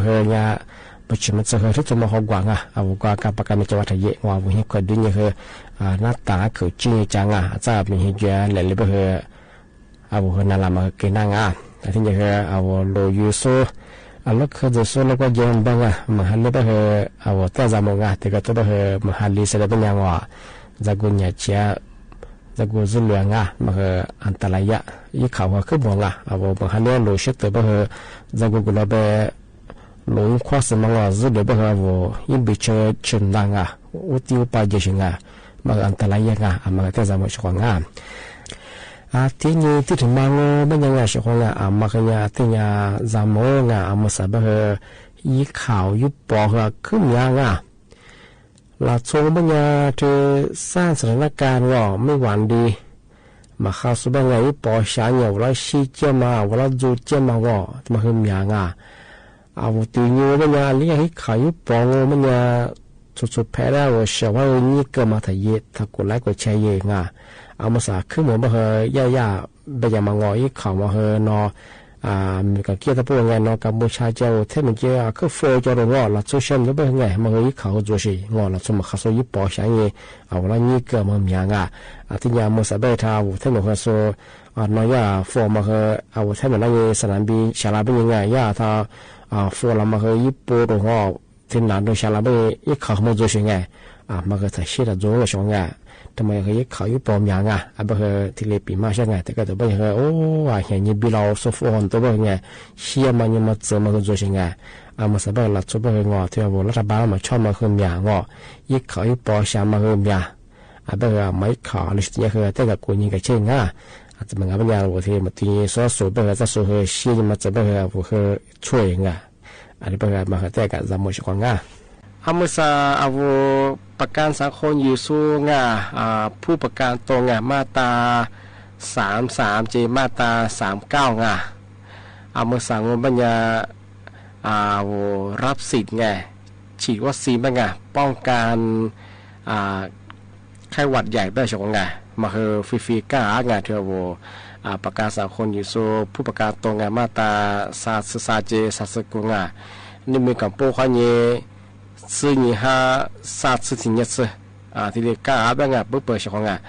ที่บ้างมันยาสำนักงานประกันสังคมคือเชื่อมช่วงเอาประกันอยู่ส่วนคือที่วัวหลังมาตรา33เจมาตรา39ยี่โค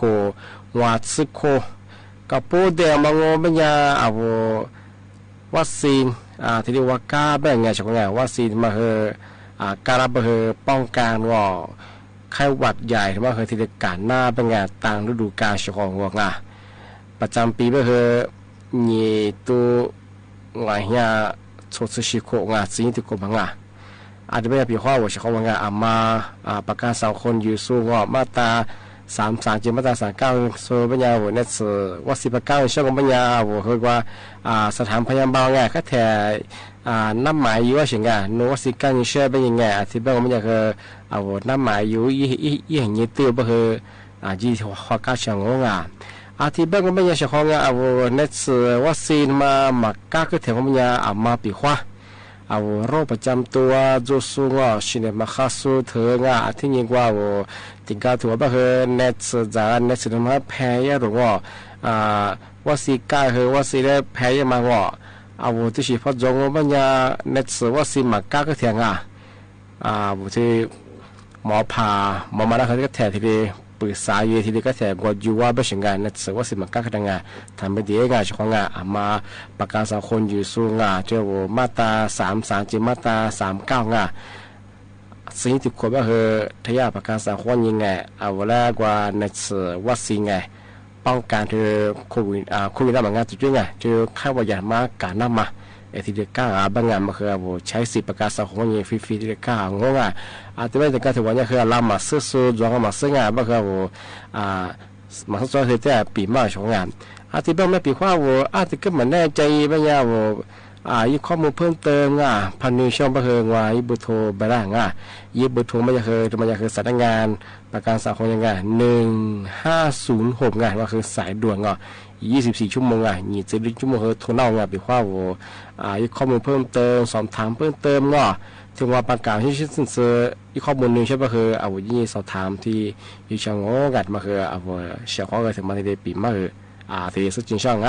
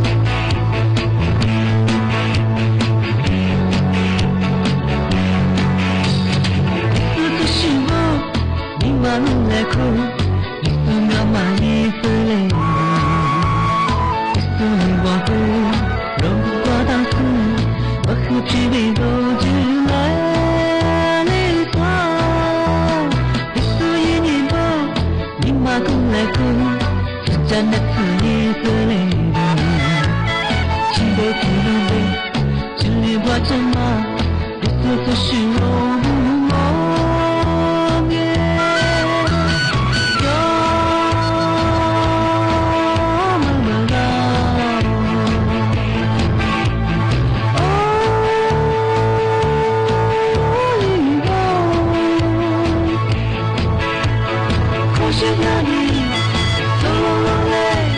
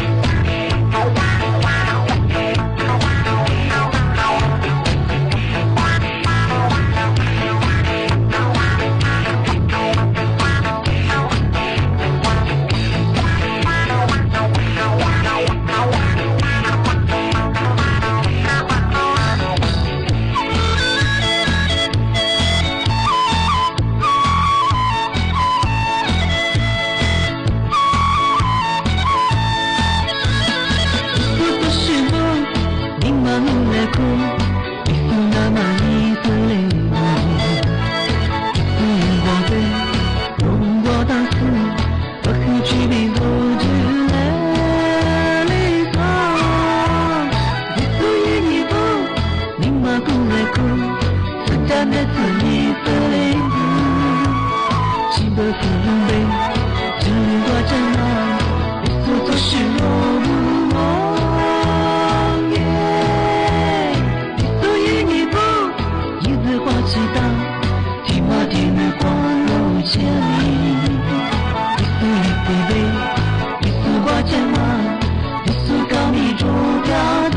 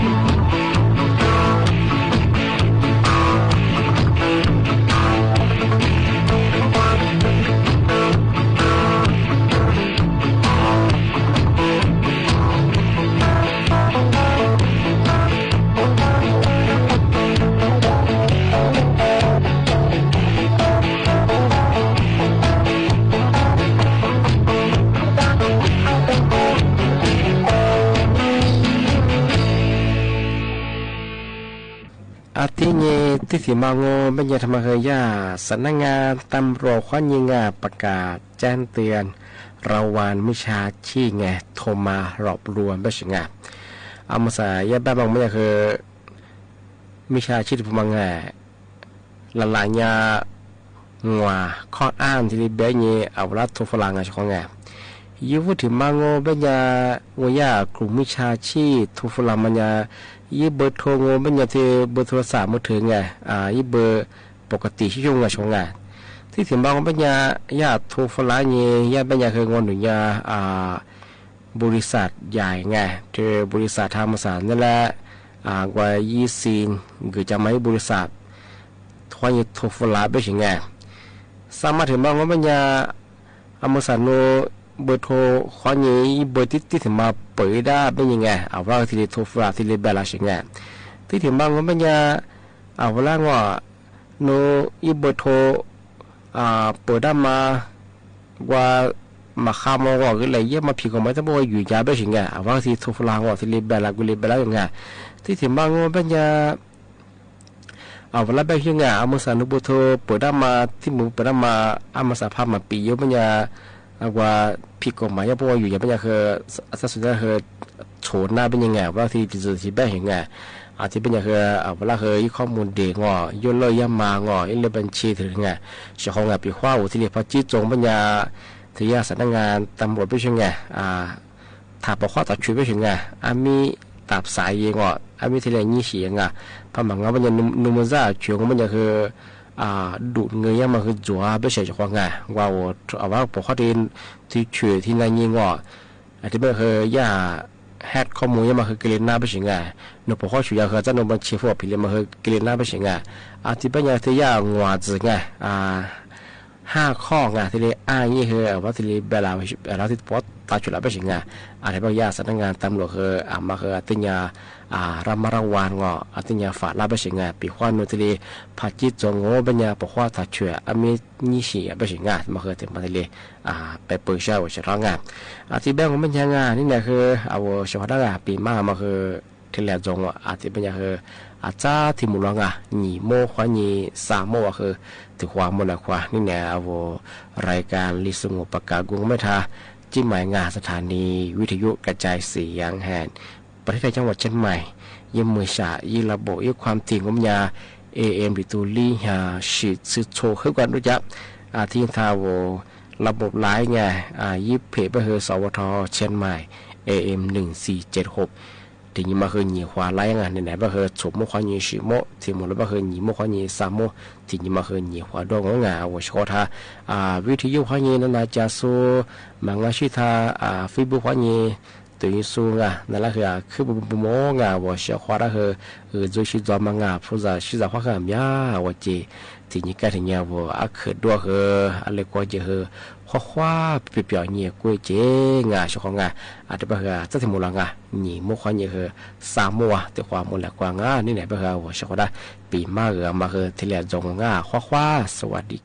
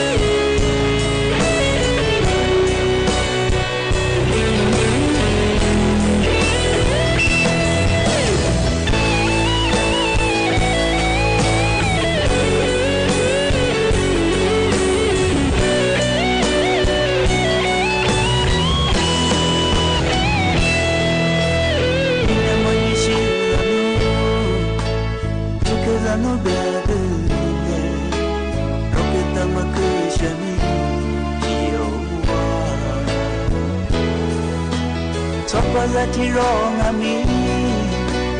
Yari jati lalo Ane beselo teni Gerase Nile ke mado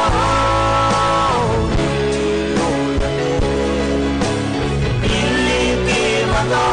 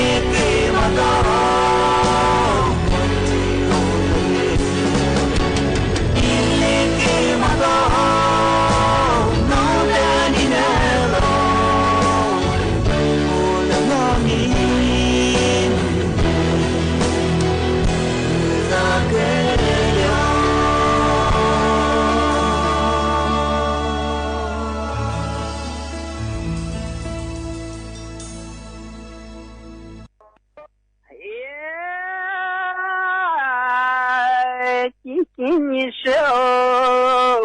么？你是年半百一天半，他怎么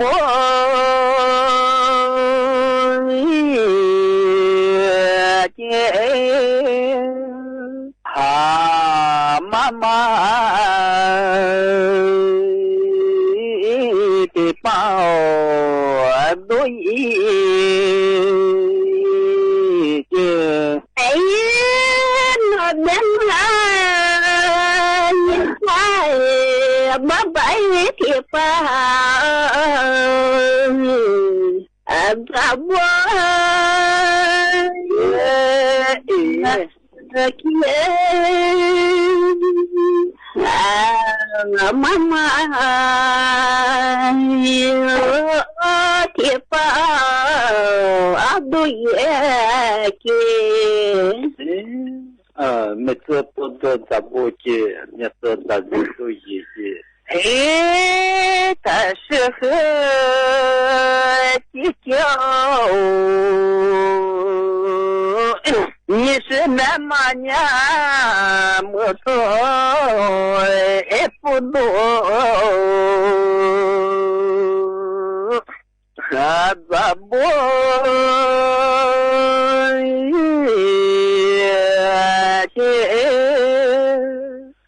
啊，面子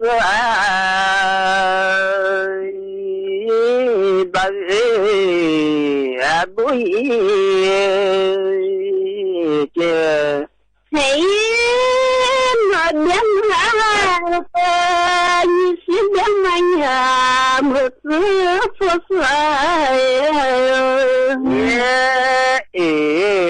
哎，怎么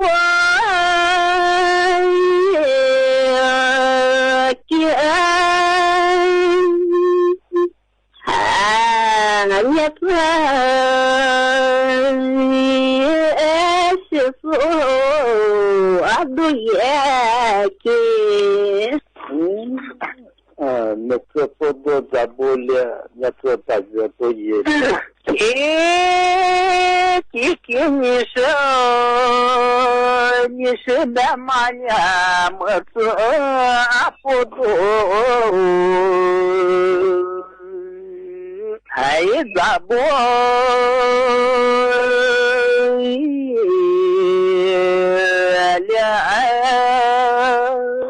啊，面子大不了。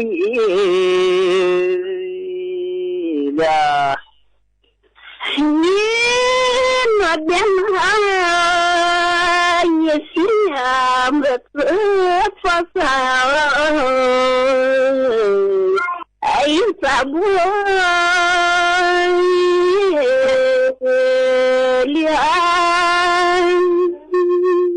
啊，面子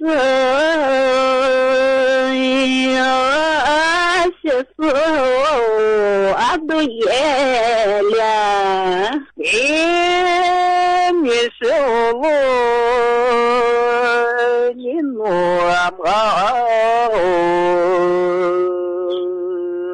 哎我不么呀我不跑一起走他的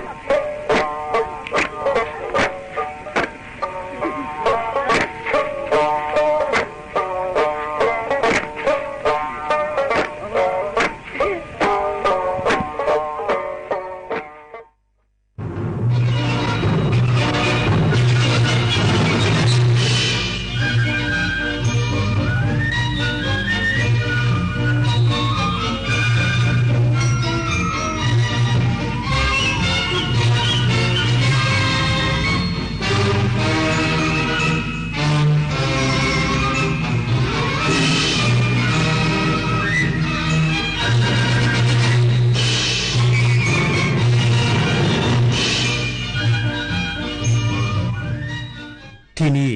สถานีวิทยุกระจายเสียงแห่งประเทศไทยต่อไปเสนอข่าวซึ่งมีหัวข้อข่าวดังนี้ศูนย์เฉพาะกิจบริหารสถานการณ์บริเวณชายแดนไทยกัมพูชาจัดทำประกาศ2ภาษาชี้แจงประเทศไทยไม่มีนโยบายผลักดันแรงงานกัมพูชากลับประเทศยืนยันยังคงยึดมั่นในการดำเนินการบนพื้นฐานของมนุษยธรรมกระทรวงการต่างประเทศเปิดศูนย์ประสานงานสถานการณ์ฉุกเฉินให้ความช่วยเหลือแรงงานไทยที่ได้รับผลกระทบจากสถานการณ์ความรุนแรงในอิสราเอลและอิหร่านผู้นำตุรกีระบุอิสราเอลเปิดฉากโจมตีในดินแดนของอิหร่านเพื่อทำลายความพยายามในการเจรจาข้อตกลงนิวเคลียร์ระหว่างอิหร่านและสหรัฐการแข่งขันวอลเลย์บอลหญิงเนชั่นลีกสัปดาห์ที่2ทีมไทยแพ้สาธารณรัฐเช็ก0-3 เซตเตรียมลงสนามพบกับบัลแกเรียในวันนี้ต่อไปเป็นรายละเอียดของข่าวศูนย์เฉพาะกิจบริหารสถานการณ์บริเวณชายแดนไทยกัมพูชาจัดทำประกาศ2ภาษาชี้แจงประเทศไทยไม่มีนโยบายผลักดันแรงงานกัมพูชากลับประเทศยืนยันยังคงยึดมั่นในการดำเนินการบนพื้นฐานของมนุษยธรรมพลเรือตรีสุรสันต์คงสิริโฆษกศูนย์เฉพาะกิจบริหารสถานการณ์บริเวณชายแดนไทยกัมพูชาด้านความมั่นคงกล่าวถึงมาตรการและแนวทางการให้ความช่วยเหลือเยียวยาแรงงานและเกษตรกรที่ได้รับผลกระทบว่าฝ่ายไทยได้มีมาตรการช่วยเหลืออย่างเต็มที่ทั้งการจัดหางานและการจัดหาตลาดนัดผักผลไม้ทดแทนภายใต้ความร่วมมือจากหลายภาคส่วนทั้งกระทรวงแรงงานกระทรวงพาณิชย์และเอกชนยืนยันฝ่ายไทยยังดำเนินการโดยยึดหลักมนุษยธรรมและบรรเทาความเดือดร้อนของประชาชนในพื้นที่โดยเฉพาะนักเรียนนักศึกษาและผู้ป่วยนอกจากนี้ศูนย์เฉพาะกิจยังได้จัดทำประกาศ2ภาษาทั้งไทยและกัมพูชาชี้แจงประเทศไทยไม่มีนโยบายผลักดันแรงงานกัมพูชากลับประเทศและยังคงยึดมั่นในการดำเนินการบนพื้นฐานของมนุษยธรรมอย่างต่อเนื่อง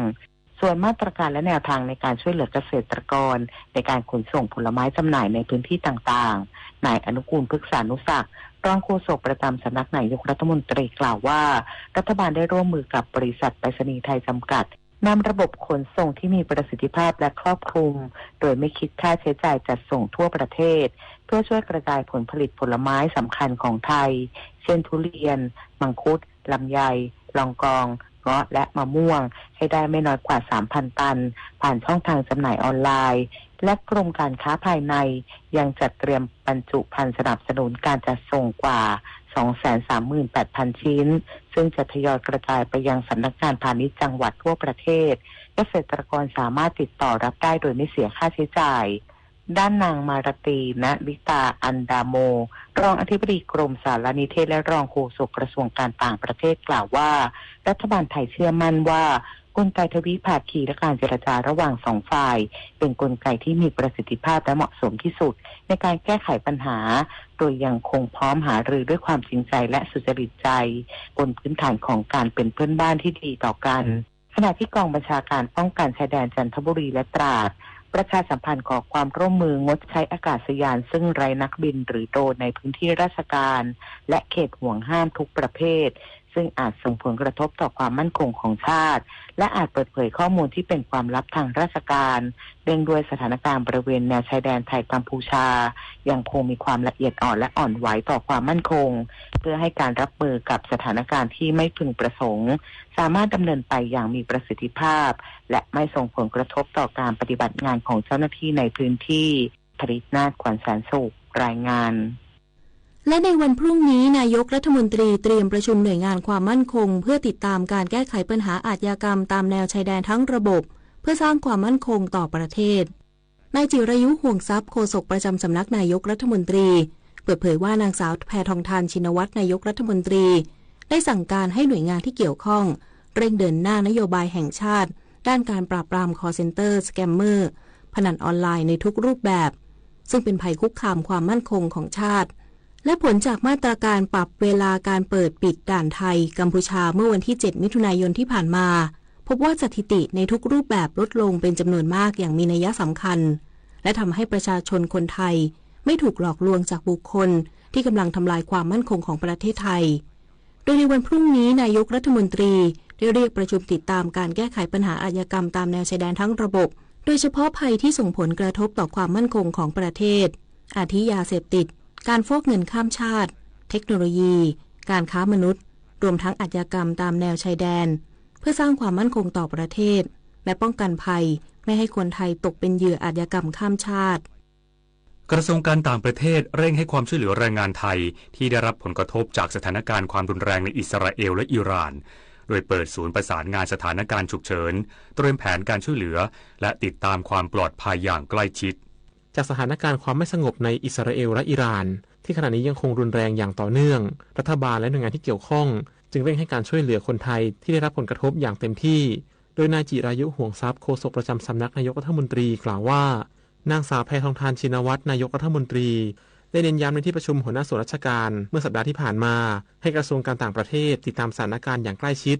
พร้อมประสานงานไปยังแรงงานไทยในอิสราเอลและอิหร่านเพื่อให้ความช่วยเหลือแรงงานไทยที่มีกว่า 40,000 คนและหากสถานการณ์มีความรุนแรงขยายวงกว้างไปยังเมืองอื่นๆเพิ่มมากขึ้นโดยกระทรวงแรงงานกระทรวงการต่างประเทศและกองทัพพร้อมจะอพยพคนไทยในทันทีกระทรวงการต่างประเทศก็ยืนยันครับว่าพร้อมแต่ว่าตอนนี้คนงานเนี่ยเขาไม่ได้อยู่ในเขตที่เราเห็นในภาพยนตร์ระเบิดกันตุ้มยิงขีปนาวุธกันอะไรเนี่ยนะเขากำลังบริหารจัดการเรื่องนี้ครับแต่ถ้าสถานการณ์ไม่ไหวจริงๆลามไปยังเมืองอื่นกระทรวงแรงงานกระทรวงการต่างประเทศและกองทัพพร้อมจะอพยพคนไทยที่อยู่ในประเทศอิสราเอลและประเทศอิหร่านทันทีครับด้านนางมารตีนาริตาอันดาโมรองอธิบดีกรมสารนิเทศและรองโฆษกกระทรวงการต่างประเทศกล่าวด้วยว่ากระทรวงการต่างประเทศได้เปิดศูนย์ประสานงานสถานการณ์ฉุกเฉินร่วมกับหน่วยงานที่เกี่ยวข้องอาทิกองทัพอากาศสถานเอกอัครราชทูตในภูมิภาคตะวันออกกลางเพื่อติดตามสถานการณ์และเตรียมแผนช่วยเหลือคนไทยโดยเตรียมแผนการกลับประเทศทั้งทางบกทางเรือทางอากาศอย่างไรก็ตามขณะนี้ยังไม่ถึงขั้นต้องอพยพโดยการตัดสินใจเดินทางกลับจะขึ้นอยู่กับความสมัครใจของคนไทยในพื้นที่ทางนี้ขอให้คนไทยในอิสราเอลและอิหร่านเตรียมเอกสารเดินทางไว้กับตัวเสมอเพื่อเตรียมความพร้อมในกรณีฉุกเฉินยังไม่ถึงขั้นที่ทางฝ่ายไทยจะอพยพก็คือที่เตรียมการเพื่อที่จะจัดอาจจะเป็นเครื่องบินหรือว่าที่จะจัดการเป็นทางการแต่ไม่ได้หมายความว่าไม่จัดการตอนนี้นะคะประสานมาได้เลยถ้ามีใครที่ประสงค์อยากจะกลับบ้านมีอะไรก็ติดต่อเจ้าหน้าที่สถานทูตได้ตลอดนะคะสำหรับคนไทยที่มีญาติในอิสราเอลและอิหร่านหากไม่สามารถติดต่อได้สามารถติดต่อผ่าน call center กรมการกงสุลเบอร์โทรศัพท์ 02-572-8442ได้ตลอด24ชั่วโมงชวนันท์มาลีรายงานกระทรวงวัฒนธรรมมุ่งขับเคลื่อนซอฟต์พาวเวอร์ไทยผ่านผ้าไหมไทยให้ก้าวไกลสู่ระดับนานาชาติเสริมสร้างรายได้แก่ชุมชนสร้างงานสร้างอาชีพเชื่อมสัมพันธ์วัฒนธรรมไทยกับนานาประเทศเมื่อวานนี้นางสาวสุดาวรรณหวังสุภกิจโกศลรัฐมนตรีว่าการกระทรวงวัฒนธรรมเป็นประธานในพิธีเปิดงานมหกรรมผ้าไหมไทยสู่เส้นทางโลกครั้งที่14โดยสมาคมส่งเสริมผ้าไหมและวัฒนธรรมไทยกระทรวงวัฒนธรรมและหน่วยงานภาครัฐจัดขึ้นเพื่อเทิดพระเกียรติสมเด็จพระนางเจ้าพระบรมราชินีเนื่องในโอกาสวันเฉลิมพระชนมพรรษา3 มิถุนายน 2568 ณ หอประชุมกองทัพเรือซึ่งเป็นกิจกรรมที่จัดอย่างต่อเนื่อง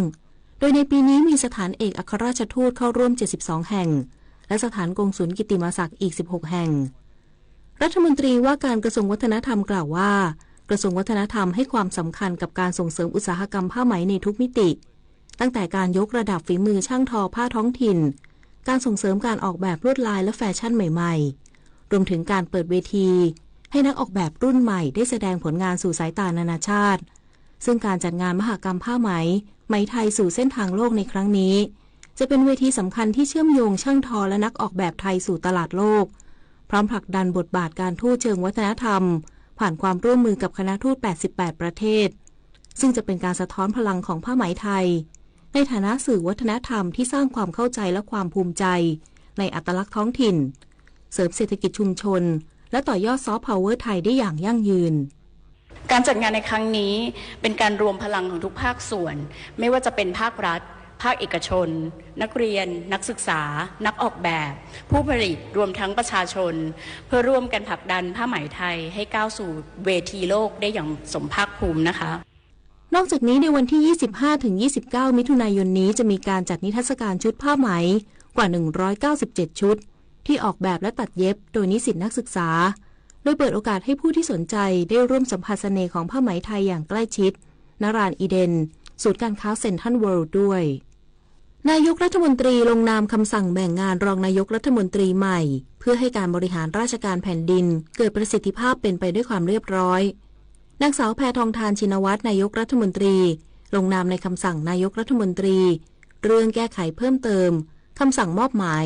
และมอบอำนาจให้รองนายกรัฐมนตรีและรัฐมนตรีประจำสำนักนายกรัฐมนตรีปฏิบัติราชการแทนนายกรัฐมนตรีลงวันที่ 20 มิถุนายน 2568 โดยรายละเอียดในคำสั่งมอบหมายและมอบอำนาจให้นายภูมิธรรมเวชยชัยรองนายกรัฐมนตรีกำกับการบริหารราชการแทนนายกรัฐมนตรีในกระทรวงกลาโหมกระทรวงมหาดไทยกระทรวงยุติธรรมสำนักงานคณะกรรมการกฤษฎีกาสำนักงานพระพุทธศาสนาแห่งชาติและสำนักงานราชบัณฑิตยสภารวมทั้งราชการของราชบัณฑิตยสภานายสุริยะจึงรุ่งเรืองกิจรองนายกรัฐมนตรีมอบหมายและมอบอำนาจให้กำกับบริหารราชการแทนนายกรัฐมนตรีในกระทรวงการต่างประเทศกระทรวงการท่องเที่ยวและกีฬากระทรวงคมนาคมกระทรวงแรงงานกระทรวงวัฒนธรรมและสำนักงานปลัดสำนักนายกรัฐมนตรีนายประเสริฐจันทรรวงทองรองนายกรัฐมนตรีมอบหมายและมอบอำนาจให้กำกับการบริหารราชการแทนนายกรัฐมนตรีในกระทรวงการอุดมศึกษาวิทยาศาสตร์วิจัยและนวัตกรรมกระทรวงดิจิทัลเพื่อเศรษฐกิจและสังคมกระทรวงทรัพยากรธรรมชาติและสิ่งแวดล้อม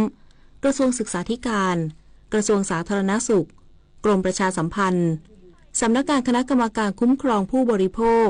สำนักงานขับเคลื่อนการปฏิรูปประเทศยุทธศาสตร์ชาติและการสร้างความสามัคคีปรองดองรวมทั้งมอบหมายให้กำกับดูแลองค์การมหาชนและหน่วยงานของรัฐได้แก่สำนักงานคณะกรรมการการรักษาความมั่นคงปลอดภัยไซเบอร์แห่งชาติสำนักงานส่งเสริมการจัดประชุมและนิทรรศการองค์การมหาชนสำนักงานคณะกรรมการสุขภาพแห่งชาติสำนักงานบริหารและพัฒนาองค์ความรู้องค์การมหาชนสำนักงานส่งเสริมวิสาหกิจขนาดกลางและขนาดย่อมสำนักงานพัฒนารัฐบาลดิจิทัลองค์การมหาชนสำนักงานส่งเสริมวิสาหกิจเพื่อสังคมและสถาบันคุณวุฒิวิชาชีพองค์การมหาชนในวันนี้สำนักงานคณะกรรมการการเลือกตั้งหรือกกต.กำหนดจัดการเลือกตั้งสมาชิกสภาท้องถิ่นหรือผู้บริหารท้องถิ่นตั้งแต่เวลา 8 นาฬิกาถึง 17 นาฬิกาจำนวน 45 แห่ง โดยการเลือกตั้งดังกล่าวมีทั้งกรณีเลือกตั้งใหม่และเปลี่ยนแปลงฐานะกรณีเลือกตั้งเพิ่มเติมผู้สนใจสามารถติดตามร่วมสังเกตการเลือกตั้งและสอบถามได้ที่สำนักงานคณะกรรมการการเลือกตั้งประจำจังหวัดที่มีการเลือกตั้งได้ที่เว็บไซต์ www.ect.go.th และบริการสายด่วน1444ต่อจากนี้ไปขอเชิญรับฟังเสียงจากใจไทยคู่ฟ้ารัฐบาลเดินหน้ายกระดับไทยให้เป็นศูนย์กลางอัญมณีโลกหลังยอดส่งออก4เดือนแรกของปีนี้เพิ่มขึ้นมากกว่าเท่าตัวโดยเฉพาะเดือนเมษายนที่ผ่านมาส่งออกอัญมณีและเครื่องประดับไม่รวมทองคำมีมูลค่ากว่า 23,000 ล้านบาทเพิ่มขึ้น39%โดยตลาดหลักอย่างอเมริกาอังกฤษญี่ปุ่นเยอรมนีอิตาลีล้วนมียอดนำเข้าที่สูงขึ้นในขณะที่สินค้าที่ขายดีมากได้แก่เครื่องประดับแพลตินัมแท่งพลอยและเครื่องประดับเงินรัฐบาลย้ำเดินหน้ายกระดับอุตสาหกรรมที่ไทยถนัดเพื่อสร้างรายได้ให้แก่ประเทศสร้างงานให้กับคนไทยและยกระดับเศรษฐกิจอย่างยั่งยืนสื่อสารภารกิจรัฐบาลกับดิฉันสสิการวัฒนจันทร์รองโฆษกประจำสำนักนายกรัฐมนตรีด้วยพระมหากรุณาธิคุณของพระบาทสมเด็จพระเจ้าอยู่หัวที่ทรงให้ความสำคัญกับเยาวชนซึ่งจะเป็นพลังสำคัญในการพัฒนาแห่งอนาคตจากพระบรมราโชบายด้านการศึกษา4ประการที่ระบุไว้ว่าเด็กต้องมีทัศนคติที่ถูกต้องต่อบ้านเมืองมีพื้นฐานชีวิตมั่นคงเปี่ยมคุณธรรมมีอาชีพและเป็นพลเมืองดีของสังคมเพราะทุกก้าวของเยาวชนคือก้าวที่นำพาชาติสู่ความมั่นคงคนไทยรักสุขภาพฟังทางนี้ขอเชิญร่วมออกกำลังกายสร้างสังคมสุขภาพดีกับโครงการแสงดวงใจไทยทั้งชาติเดินวิ่งปั่นป้องกันอัมพาตครั้งที่11เฉลิมพระเกียรติด้วยแนวคิดใหม่ออกกำลังกายเป็นนิสัยห่างไกลสโตรก No Stop No Stroke สมัครได้แล้ววันนี้ที่ wrb11.thai.run ถึง31 สิงหาคม 2568มาร่วมกันทำให้การออกกำลังกายเป็นส่วนหนึ่งในชีวิตประจำวันแล้วมาเดินวิ่งปั่นพร้อมกันทั่วประเทศ2 พฤศจิกายนนี้ขณะนี้เวลา 7:15 นาทีต่อไปรับฟังข่าวต่างประเทศครับสำนักข่าวรอยเตอร์รายงานโดยอ้างการเปิดเผยของประธานาธิบดีเรเจป ตายิป แอร์ดวนผู้นำตุรกีระหว่างการประชุมของบรรดารัฐมนตรีต่างประเทศสมาชิกองค์การความร่วมมืออิสลามที่นครอิสตันบูลของตุรกีเมื่อวานนี้ตามเวลาท้องถิ่นที่ระบุว่าการที่อิสราเอลเปิดปฏิบัติการโจมตีเป้าหมายทางทหารในดินแดนของอิหร่านตั้งแต่วันที่13 มิถุนายนที่ผ่านมาก่อนที่การเจรจาข้อตกลงนิวเคลียร์ระหว่างอิหร่านและสหรัฐรอบใหม่จะเริ่มขึ้นมีจุดประสงค์เพื่อขัดขวางความพยายามในการเจรจาดังกล่าวซึ่งแสดงให้เห็นว่าอิสราเอลไม่ต้องการแก้ไขปัญหาต่างๆโดยวิธีการทางการทูตผู้นำตุรกียังเรียกร้องให้บรรดาชาติอาหรับเพิ่มความพยายามในการดำเนินมาตรการลงโทษต่ออิสราเอลจากการกระทำดังกล่าวด้วยกฎหมายระหว่างประเทศและมติขององค์การสหประชาชาติสำนักข่าวต่างประเทศรายงานโดยอ้างแถลงการของกระทรวงกลาโหมรัสเซียที่ระบุว่ากองทัพรัสเซียสามารถยึดหมู่บ้านซาปอริเซียในแคว้นโดเนสทางตะวันออกของยูเครนได้สำเร็จเมื่อวันที่21มิถุนายนที่ผ่านมาโดยหมู่บ้านแห่งนี้อยู่ใกล้กับเมืองโปโครฟซึ่งเป็นเมืองที่มีความสำคัญทางยุทธศาสตร์ของยูเครนและพื้นที่ดังกล่าวมีการสู้รบอย่างดุเดือดระหว่างกองทัพรัสเซียกับกองกำลังยูเครนในช่วงหลายเดือนที่ผ่านมากระทรวงกลาโหมรัสเซียยังเปิดเผยว่ามีทหารยูเครนมากกว่า 1,350 นายเสียชีวิตจากการสู้รบกับกองทัพรัสเซียในหลายพื้นที่ของยูเครนในช่วง24 ชั่วโมงที่ผ่านมาอย่างไรก็ตามทางการยูเครนยังไม่ได้แสดงความเห็นเกี่ยวกับประเด็นดังกล่าวสำนักข่าวรอยเตอร์รายงานว่ารัฐบาลปากีสถานเตรียมเสนอชื่อประธานาธิบดีโดนัลด์ทรัมป์ผู้นำสหรัฐเข้าชิงรางวัลโนเบลสาขาสันติภาพประจำปี 2569จากการที่เป็นผู้ช่วยคลี่คลายสถานการณ์ความตึงเครียดจากเหตุเผชิญหน้าทางทหารระหว่างอินเดียและปากีสถานเมื่อเดือนพฤษภาคมที่ผ่านมาโดยรัฐบาลปากีสถานกล่าวชื่นชมว่าการแทรกแซงทางการทูตของสหรัฐแสดงให้เห็นถึงบทบาทของประธานาธิบดีทรัมป์ในฐานะผู้สร้างสันติภาพอย่างแท้จริงอย่างไรก็ตามทางการอินเดียระบุว่าการที่อินเดียและปากีสถานยุติการเผชิญหน้าทางทหารระหว่างกันเป็นผลมาจากข้อตกลงทวิภาคีระหว่างกองทัพของทั้งสองประเทศไม่ใช่จากการแทรกแซงทางการทูตของสหรัฐ สำนักข่าว AP รายงานโดยอ้างแถลงการของทางการไนจีเรียเมื่อวานนี้ตามเวลาท้องถิ่นที่ระบุว่าเกิดเหตุผู้ก่อการร้ายก่อเหตุระเบิดฆ่าตัวตายโจมตีร้านอาหารแห่งหนึ่งในรัฐบอร์โนทางตะวันออกเฉียงเหนือของไนจีเรียเมื่อช่วงดึกของวันที่20มิถุนายนที่ผ่านมาทำให้มีผู้เสียชีวิตอย่างน้อย24คนและยังมีผู้ได้รับบาดเจ็บอีกจำนวนมาก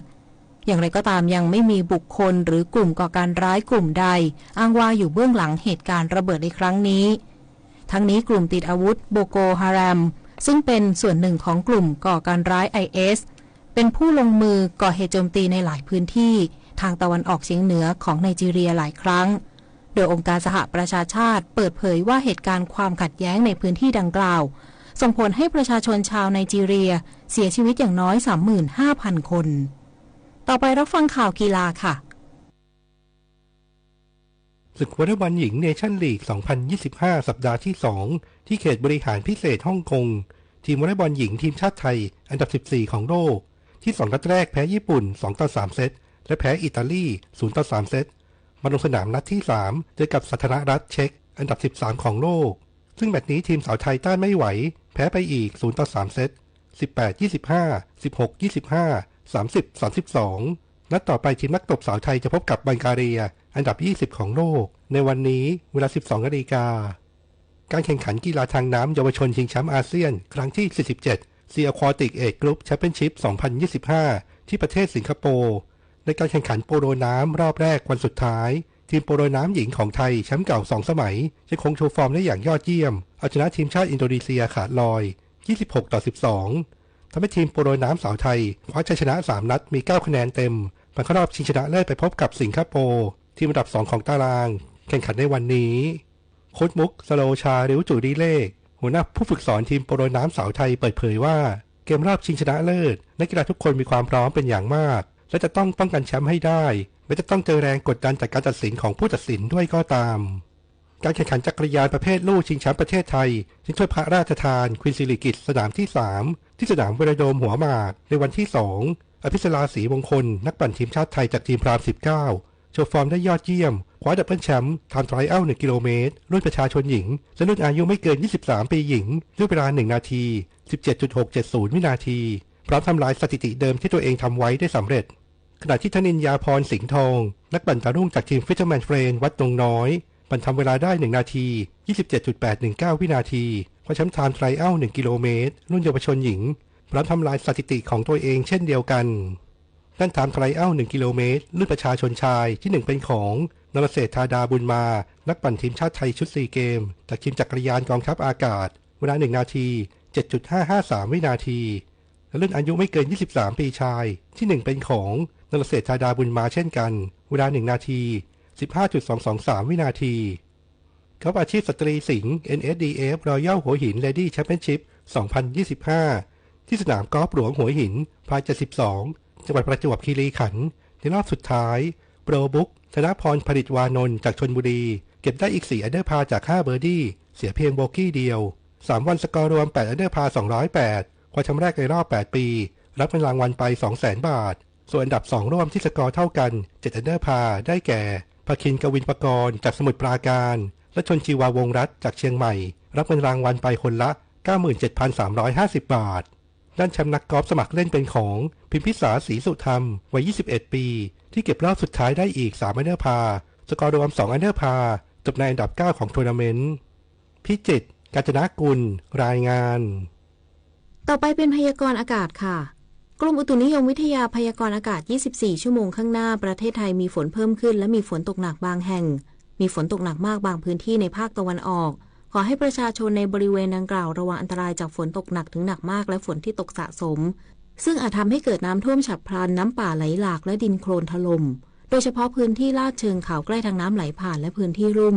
ทางนี้เนื่องจากมรสุมตะวันตกเฉียงใต้ที่พัดปกคลุมทะเลอันดามันประเทศไทยและอ่าวไทยมีกำลังปานกลางประกอบกับมีร่องมรสุมพาดผ่านตอนบนของภาคเหนือและประเทศลาวตอนบนเข้าสู่หย่อมความกดอากาศต่ำบริเวณประเทศเวียดนามตอนบนสำหรับคลื่นลมบริเวณทะเลอันดามันและอ่าวไทยมีกำลังปานกลางทะเลอันดามันตอนบนมีคลื่นสูงประมาณ2เมตรส่วนทะเลอันดามันตอนล่างและอ่าวไทยตอนบนมีคลื่นสูง 1-2 เมตรบริเวณที่มีฝนฟ้าคะนองคลื่นสูงมากกว่า2เมตร ขอให้ชาวเรือบริเวณทะเลอันดามันและอ่าวไทยเดินเรือด้วยความระมัดระวังและหลีกเลี่ยงการเดินเรือในบริเวณที่มีฝนฟ้าคะนองไว้ด้วยพยากรณ์อากาศตั้งแต่เช้าวันนี้ถึงเช้าวันพรุ่งนี้ภาคเหนือมีฝนฟ้าคะนอง170ของพื้นที่และมีฝนตกหนักบางแห่งบริเวณจังหวัดแม่ฮ่องสอนเชียงใหม่เชียงรายพะเยาน่านแพร่อุตรดิตถ์ตากพิษณุโลกและเพชรบูรณ์ภาคตะวันออกเฉียงเหนือมีฝนฟ้าคะนอง170ของพื้นที่มีฝนตกหนักบางแห่งบริเวณจังหวัดเลยหนองคายบึงกาฬอุดรธานีสกลนครนครพนมชัยภูมิขอนแก่นกาฬสินธุ์มุกดาหารและนครราชสีมาภาคกลางมีฝนฟ้าคะนอง160ของพื้นที่มีฝนตกหนักบางแห่งบริเวณจังหวัดลพบุรีสระบุรีกาญจนบุรีราชบุรีนครปฐมสมุทรสาครภาคตะวันออกมีฝนฟ้าคะนอง160ของพื้นที่และมีฝนตกหนักถึงหนักมากบางแห่งบริเวณจังหวัดนครนายกฉะเชิงเทราชลบุรีระยองจันทบุรีและตราดลมตะวันตกเฉียงใต้ความเร็ว 15-35 กิโลเมตรต่อชั่วโมงทะเลมีคลื่นสูง 1-2 เมตรบริเวณที่มีฝนฟ้าคะนองคลื่นสูงมากกว่า 2 เมตรภาคใต้ฝั่งตะวันออกมีฝนฟ้าคะนอง160ของพื้นที่และมีฝนตกหนักบางแห่งบริเวณจังหวัดชุมพรสุราษฎร์ธานีนครศรีธรรมราชลมตะวันตกเฉียงใต้ความเร็ว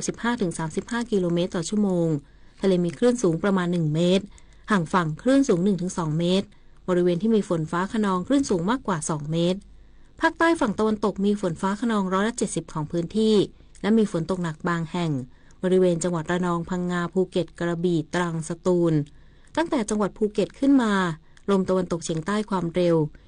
20-35 กิโลเมตรต่อชั่วโมงทะเลมีคลื่นสูงประมาณ 2 เมตรบริเวณที่มีฝนฟ้าคะนองคลื่นสูงมากกว่า 2 เมตรตั้งแต่จังหวัดกระบี่ลงไป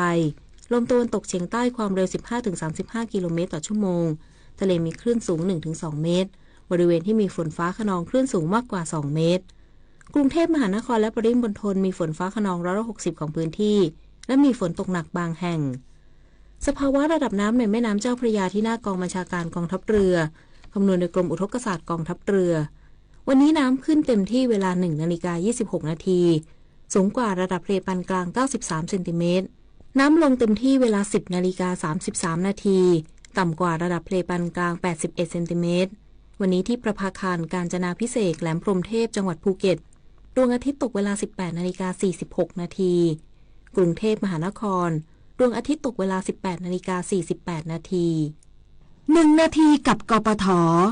มักมีการกล่าวกันว่านักขับขี่มือใหม่ที่เพิ่งลงสนามจริงบนท้องถนนนั้นมักมีความระมัดระวังและขับรถตามกฎจราจรที่เรียนรู้มาอย่างเคร่งครัดส่วนใหญ่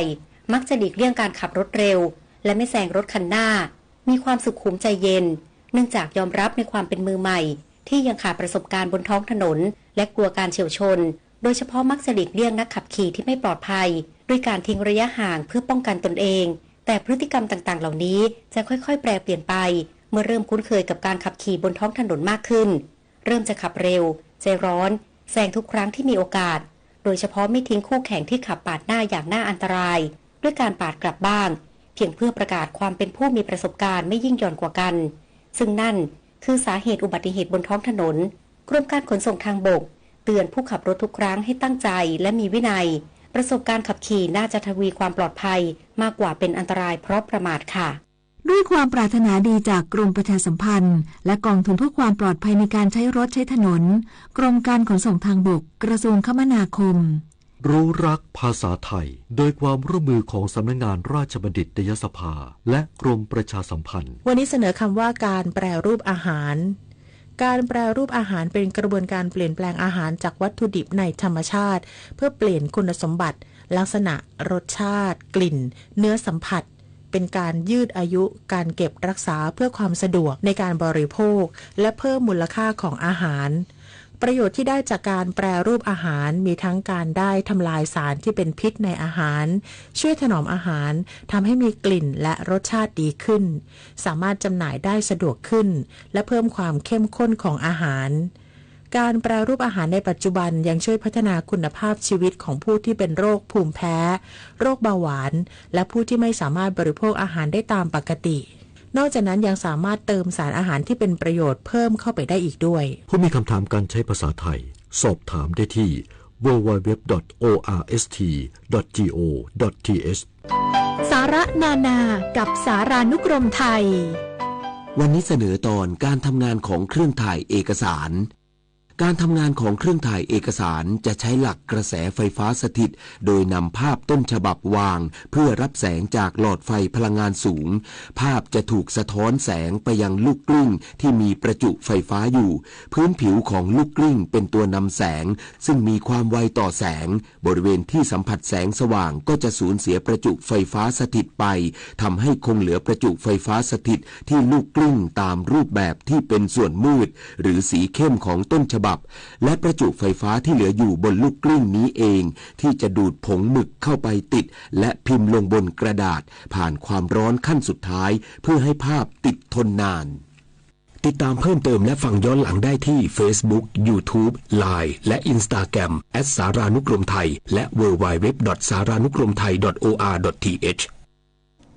สำหรับช่วงที่ 2 ติดตามรับฟังการวิเคราะห์การเติบโตของผลิตภัณฑ์มวลรวมภายในประเทศไทยและประเทศในภูมิภาคในช่วงสร้างบ้านแปลงเมืองโดยคุณวิกรม กลมดิษฐ์ค่ะหน้าที่ของราชการทุกฝ่ายนั้นอาจแบ่งได้เป็น2 ส่วนหนึ่งคือการปฏิบัติงานตามภาระรับผิดชอบของตนให้สำเร็จผลอย่างมีประสิทธิภาพอีกส่วนหนึ่งคือการร่วมกับชาวไทยทุกคนในอันที่จะดำรงรักษาความดีงามในชาติบ้านเมืองจึงขอให้ข้าราชการทุกคนทุกฝ่ายตั้งใจขวนขวายปฏิบัติหน้าที่ทั้งนั้นให้ครบถ้วนสมบูรณ์พระบรมราโชวาทพระบาทสมเด็จพระเจ้าอยู่หัวคณิษฐาลือสัตย์บรรณาธิการข่าวนฤนาถแข็งขันและยุทธพรบานเย็นอ่านโครงการจัดหางานเตือนนายจ้างและลูกจ้างต่างด้าวหากทำงานโดยไม่มีใบอนุญาตทำงานหรือทำงานนอกเหนือจากสิทธิที่จะทำได้เจอโทษหนักโดยแรงงานต่างด้าวมีโทษปรับตั้งแต่ 5,000 ถึง 50,000 บาทและถูกส่งกลับประเทศต้นทางนายจ้างมีโทษปรับตั้งแต่ 10,000 ถึง 100,000 บาทต่อต่างด้าว1คนหากทำผิดซ้ำอาจถูกจำคุกและห้ามจ้างคนต่างด้าว3 ปีสอบถามข้อมูลได้ที่สำนักงานจัดหางานจังหวัดสำนักงานจัดหางานกรุงเทพมหานครพื้นที่ 1-10 สายด่วนกรมการจัดหางานโทร 1694 รวมสร้างรอยยิ้มเพื่อการเติบโตอย่างยั่งยืนประเทศไทยและคนไทยดำรงอยู่ได้อย่างร่มเย็นเป็นสุขมาถึงทุกวันนี้ชาติศาสนาพระมหากษัตริย์คือ3สถาบันหลักที่ยึดเหนี่ยวจิตใจคนไทยภาคภูมิใจในความเป็นไทยและร่วมกันทำสิ่งดีๆให้เกิดขึ้นในบ้านเมืองมีสติรู้เท่าทันสิ่งต่างๆด้วยการประพฤติปฏิบัติตนเป็นคนดีรู้รักสามัคคีและช่วยกันป้องกันระวังภัยให้บ้านเมืองมีแต่ความสงบสุขอย่างแท้จริงเพื่อรักษาความเป็นชาติไทยไว้ตลอดไปกลับมารับฟังข่าวช่วงที่2ครับท่านผู้ฟังครับในช่วงสร้างบ้านแปลงเมืองโดยคุณวิกรม กลมดิษฐ์วันนี้จะวิเคราะห์เกี่ยวกับสาเหตุที่ทำให้การเติบโตของผลิตภัณฑ์มวลรวมภายในประเทศของไทยเติบโตได้น้อยเมื่อเทียบกับประเทศอื่นๆในภูมิภาคเดียวกันขอเชิญติดตามรับฟังครับ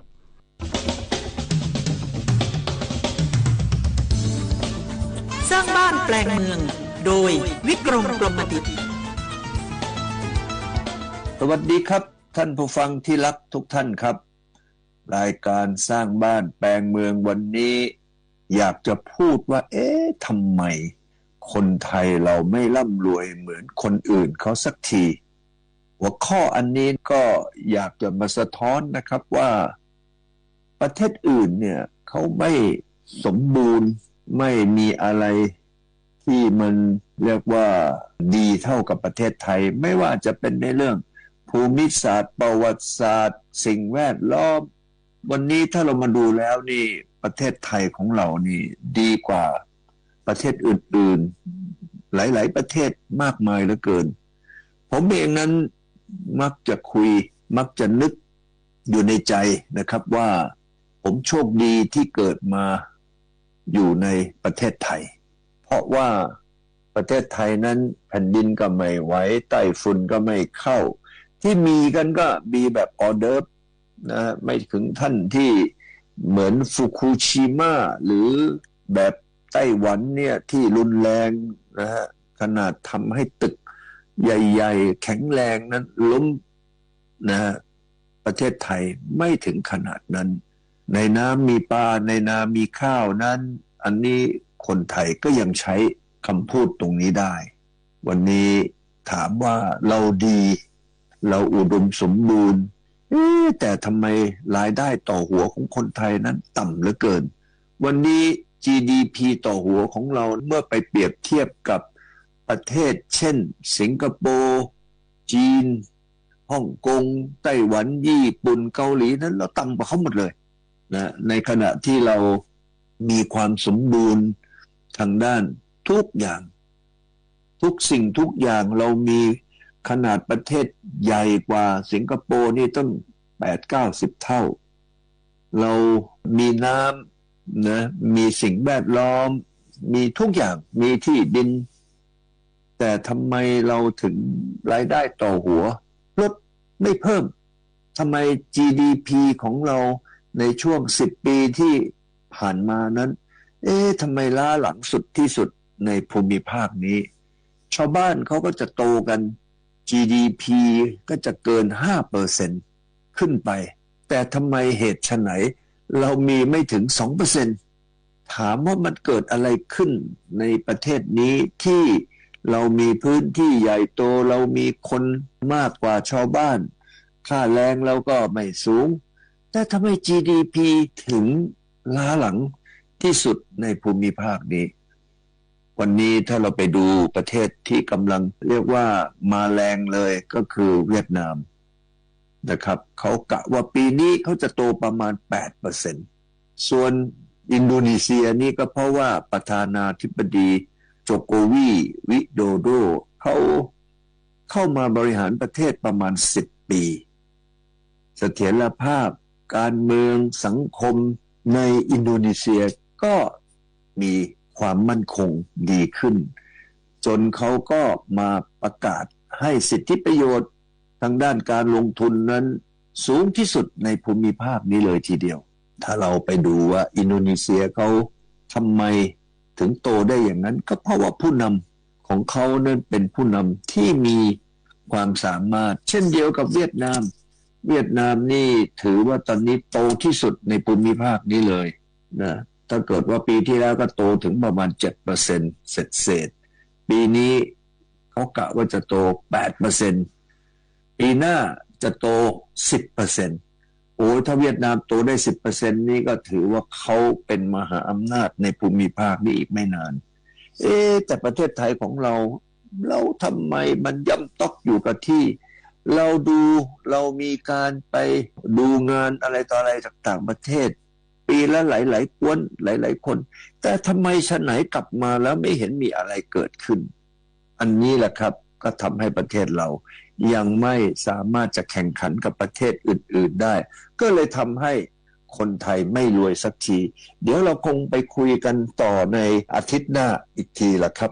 ขอบคุณครับจังหวัดตรังขับเคลื่อนโครงการกองทุนหมู่บ้านและชุมชนเมืองตามนโยบายรัฐบาลเพื่อยกระดับความเป็นอยู่ของประชาชนกระตุ้นให้เกิดการสร้างงานสร้างอาชีพกระจายรายได้รวมถึงการแก้ไขปัญหาจำเป็นเร่งด่วนนำไปสู่ความเข้มแข็งของเศรษฐกิจในพื้นที่ติดตามจากรายงานครับ กองทุนหมู่บ้านและชุมชนเมืองถือเป็นอีกหนึ่งนโยบายที่รัฐบาลให้ความสำคัญและสนับสนุนเพื่อเสริมศักยภาพยกระดับความเป็นอยู่ของประชาชนในหมู่บ้านชุมชนกระตุ้นให้เกิดการสร้างงานสร้างอาชีพกระจายรายได้รวมถึงการแก้ไขปัญหาจำเป็นเร่งด่วนนำไปสู่ความเข้มแข็งของเศรษฐกิจในพื้นที่ปลดล็อกความยากจนโดยการจัดสรรเงินงบประมาณให้กองทุนหมู่บ้านได้เกิดการหมุนเวียนนางสาวนวภัทรหอมหวนพัฒนาการจังหวัดตรังกล่าวว่ากองทุนหมู่บ้านและชุมชนเมืองซึ่งจัดตั้งมาตั้งแต่ปี 2544 โดยดำเนินการมากว่า 20 ปีมีความเข้มแข็งประสบความสำเร็จอย่างดีแม้บางกองทุนหมู่บ้านอาจจะประสบปัญหาบ้างโดยจังหวัดตรังมีกองทุนหมู่บ้านและชุมชนเมืองทั้งหมด 766 กองทุนกองทุนหมู่บ้านและชุมชนเมืองนะคะซึ่งได้จัดตั้งมาตั้งแต่ 2544 นะคะจัดตั้งมาตอนนั้นก็สนับสนุนงบประมาณไปให้กองทุนละ1 ล้านบาทนะคะซึ่งเป็นกองทุนหมู่บ้านแล้วก็เป็นกองทุนในชุมชนเมืองก็กระจายทุกพื้นที่เลยนะคะตอนนั้นก็สตาร์ทออกมาเนี่ยได้ดำเนินการทุกพื้นที่แล้วก็เงินเนี้ยก็ไม่ให้เป็นเงินทุนหมุนเวียนนะคะให้โดยบริหารจัดการโดยคณะกรรมการกองทุนหมู่บ้านและชุมชนเมืองของแต่ละกองทุนภายใต้ระเบียบของสำนักงานสทบนะคะโดยขั้นแรกก็คือมีการจดทะเบียนเป็น นิติบุคคลก่อนนะคะจังหวัดตรังเนี่ยเรามีทั้งหมด766กองทุนทั้งเขตชนบทและก็เขตเมืองนะคะปัจจุบันจังหวัดตรังมีกองทุนหมู่บ้านและชุมชนเมืองจำนวน730กองทุนที่จดทะเบียนเป็นนิติบุคคลเรียบร้อยแล้วและยังคงมีอีก36กองทุนที่ต้องเร่งผลักดันให้ดำเนินการจดทะเบียนนิติบุคคลให้เรียบร้อยเนื่องจากคุณสมบัติของกองทุนหมู่บ้านและชุมชนเมืองที่ประสงค์ขอรับงบประมาณตามโครงการเงื่อนไขแรกคือต้องเป็นกองทุนหมู่บ้านที่จดทะเบียนเป็นนิติบุคคลเรียบร้อยแล้วเท่านั้นณปัจจุบันเนี่ยเรามีกองทุนที่จดทะเบียนแล้ว730กองทุนนะคะคือเป็นนิติบุคคลนะคะเหลืออีก36กองทุนตอนนี้กระจายอยู่ใน4อำเภอนะคะที่ยังไม่เป็นนิติบุคคลเราต้องการที่จะให้ทุกกองทุนที่ยังไม่ได้จดทะเบียนนิติบุคคลเนี่ยก็สามารถที่จะจดทะเบียนเป็นนิติบุคคลให้ได้ก็ต้องเร่งดำเนินการนะเพื่อต้องการให้เหมือนเป็นการสตาร์ทเริ่มต้นนะคะถ้าเขาไม่จดทะเบียนเป็นนิติบุคคลเนี่ยก็คือไม่สามารถที่จะได้รับการสนับสนุนงบประมาณต่อนะคะไม่ว่าจะเป็นโครงการ SML ที่เข้ามาใหม่ๆเนี่ยค่ะก็ไม่สามารถที่จะรับได้เพราะฉะนั้นก็ผลักดันให้เขามาจดทะเบียนนิติบุคคลให้ได้สำหรับโครงการสนับสนุนเสริมสร้างศักยภาพของกองทุนหมู่บ้านและชุมชนเมืองอย่างมั่นคงหรือโครงการ SML เป็นการกระจายเม็ดเงินจากส่วนกลางลงสู่ชุมชนหมู่บ้านโดยตรงให้พี่น้องประชาชนเป็นคนบริหารจัดการเงินช่วยกันคิดโครงการให้ตอบโจทย์ในการแก้ไขปัญหาให้กับชุมชนซึ่งต้องจัดการประชุมประชาคมเพื่อเสนอโครงการขอรับการสนับสนุนงบประมาณเพื่อให้ประชาชนในชุมชนได้ช่วยกันคิดเป็นการดำเนินการตามหลักประชาธิปไตยเพราะนอกจากจะเป็นการกระจายเม็ดเงินลงสู่ชุมชนแล้วยังกระจายอำนาจการตัดสินใจให้กับพี่น้องประชาชนด้วยเป็นโอกาสของประชาชนในการแก้ไขปัญหาในชุมชนสร้างอาชีพและยกระดับคุณภาพชีวิตของชุมชนร่วมกันยศพรนะคะไกรศรีสวท.ตรังรายงาน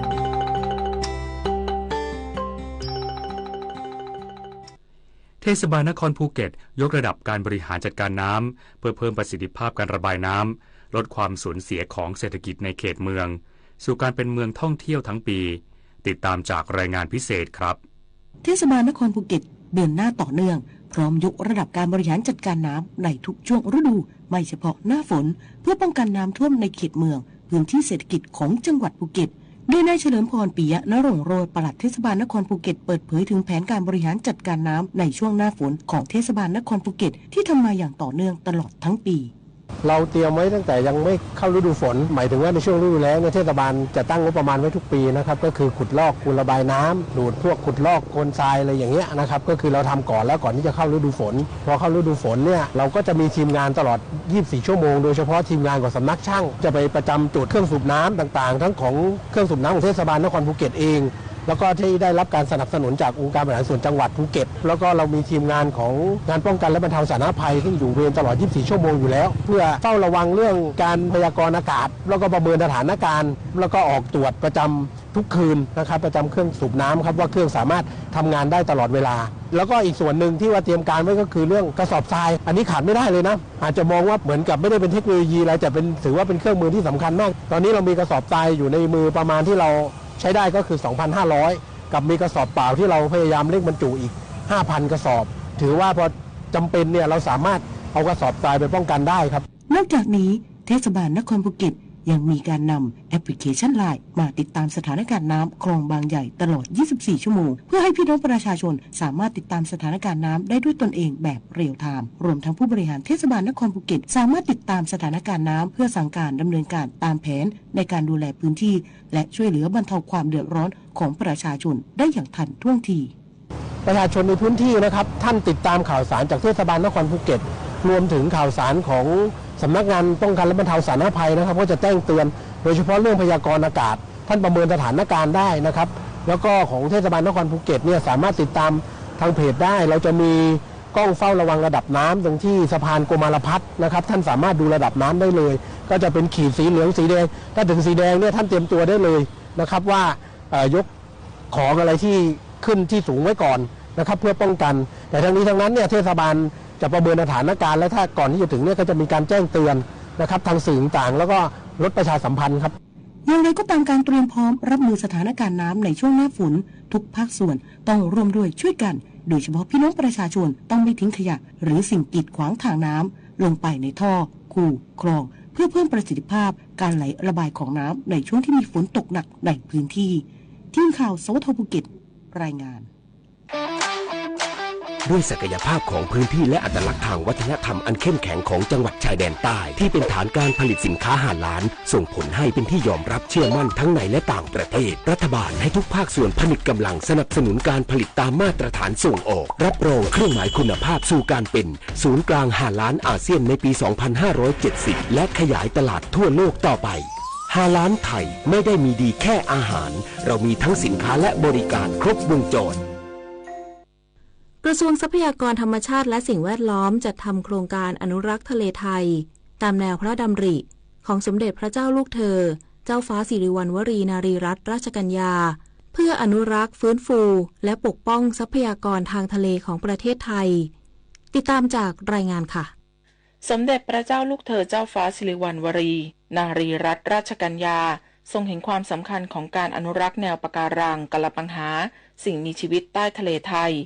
การฟื้นฟูแนวปะการังการปกป้องสัตว์ทะเลหายากและการส่งเสริมการมีส่วนร่วมของประชาชนในเรื่องดังกล่าวจึงมีพระดำริให้กรมอุทยานแห่งชาติสัตว์ป่าและพันธุ์พืชกระทรวงทรัพยากรธรรมชาติและสิ่งแวดล้อมทำโครงการอนุรักษ์ทะเลไทยตามแนวพระดำริของสมเด็จพระเจ้าลูกเธอเจ้าฟ้าสิริวัณวรีนารีรัตนราชกัญญาขึ้น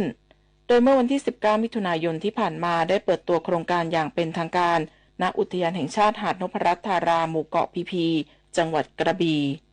ทรัพยากรทางทะเลและชายฝั่งมีความหลากหลายและสำคัญต่อความมั่นคงทางธรรมชาติและเศรษฐกิจของประเทศซึ่งการอนุรักษ์จะช่วยรักษาความอุดมสมบูรณ์ของระบบนิเวศลดความเสี่ยงจากการสูญพันธุ์ของสัตว์ทะเลหายากปกป้องชายฝั่งจากการกัดเซาะและภัยธรรมชาตินายเฉลิมชัยศรีอ่อนรัฐมนตรีว่าการกระทรวงทรัพยากรธรรมชาติและสิ่งแวดล้อมได้กำชับให้หน่วยงานในสังกัดทุกหน่วยงานดำเนินงานคุ้มครองและปกปักรักษาทรัพยากรธรรมชาติของประเทศ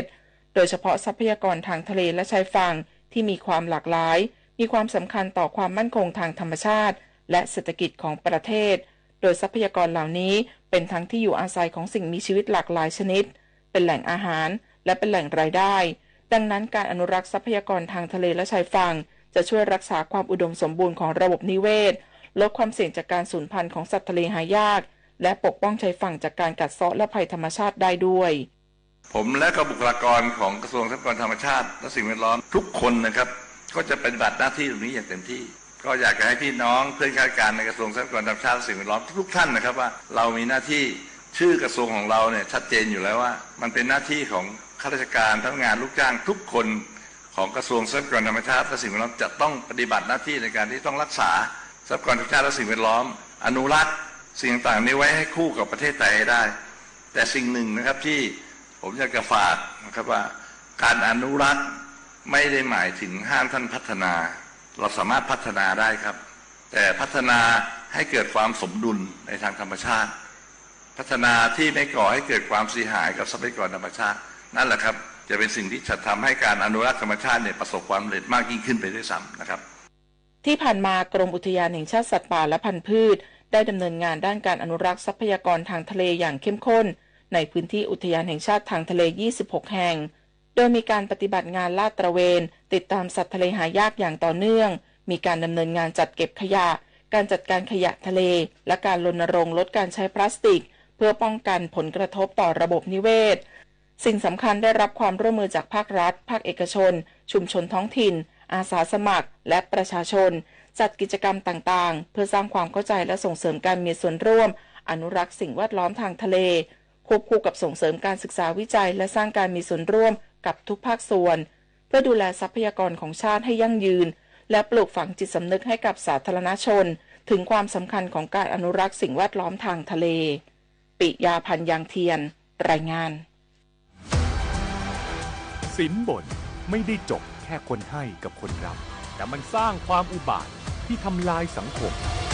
ผมพันตำรวจเอกวิรุธสิริสวัสดิบุตรเลขาธิการสถาบันเพื่อการปฏิรูปกระบวนการยุติธรรมคนที่มีหน้าที่ในการที่จะปฏิบัติราชการด้วยความสุจริตและมีประสิทธิภาพก็คือรัฐไม่ว่าจะฝ่ายการเมืองหรือราชการประจำส่วนประชาชนเนี่ยก็อาจจะมีเบาะแสที่เบาะแสจะต้องช่วยกันตรวจสอบนู่นนี่นั่นเรื่องที่เราพยายามจะรณรงค์ ต่อต้านคอร์รัปชันเนี่ยผมว่ามันต้องจัดการนะปราบปรามประชาชนก็ไม่มีใครชอบข้าราชการทุจริตอยู่แล้วมีการทุจริตประพฤติมิชอบที่กระทบถึงสิทธิเสรีภาพของประชาชนที่เห็นกันทุกวันนี้อย่างเรียกรับสินบนจับแล้วปล่อยก็เป็นเรื่องสำคัญในการจัดการ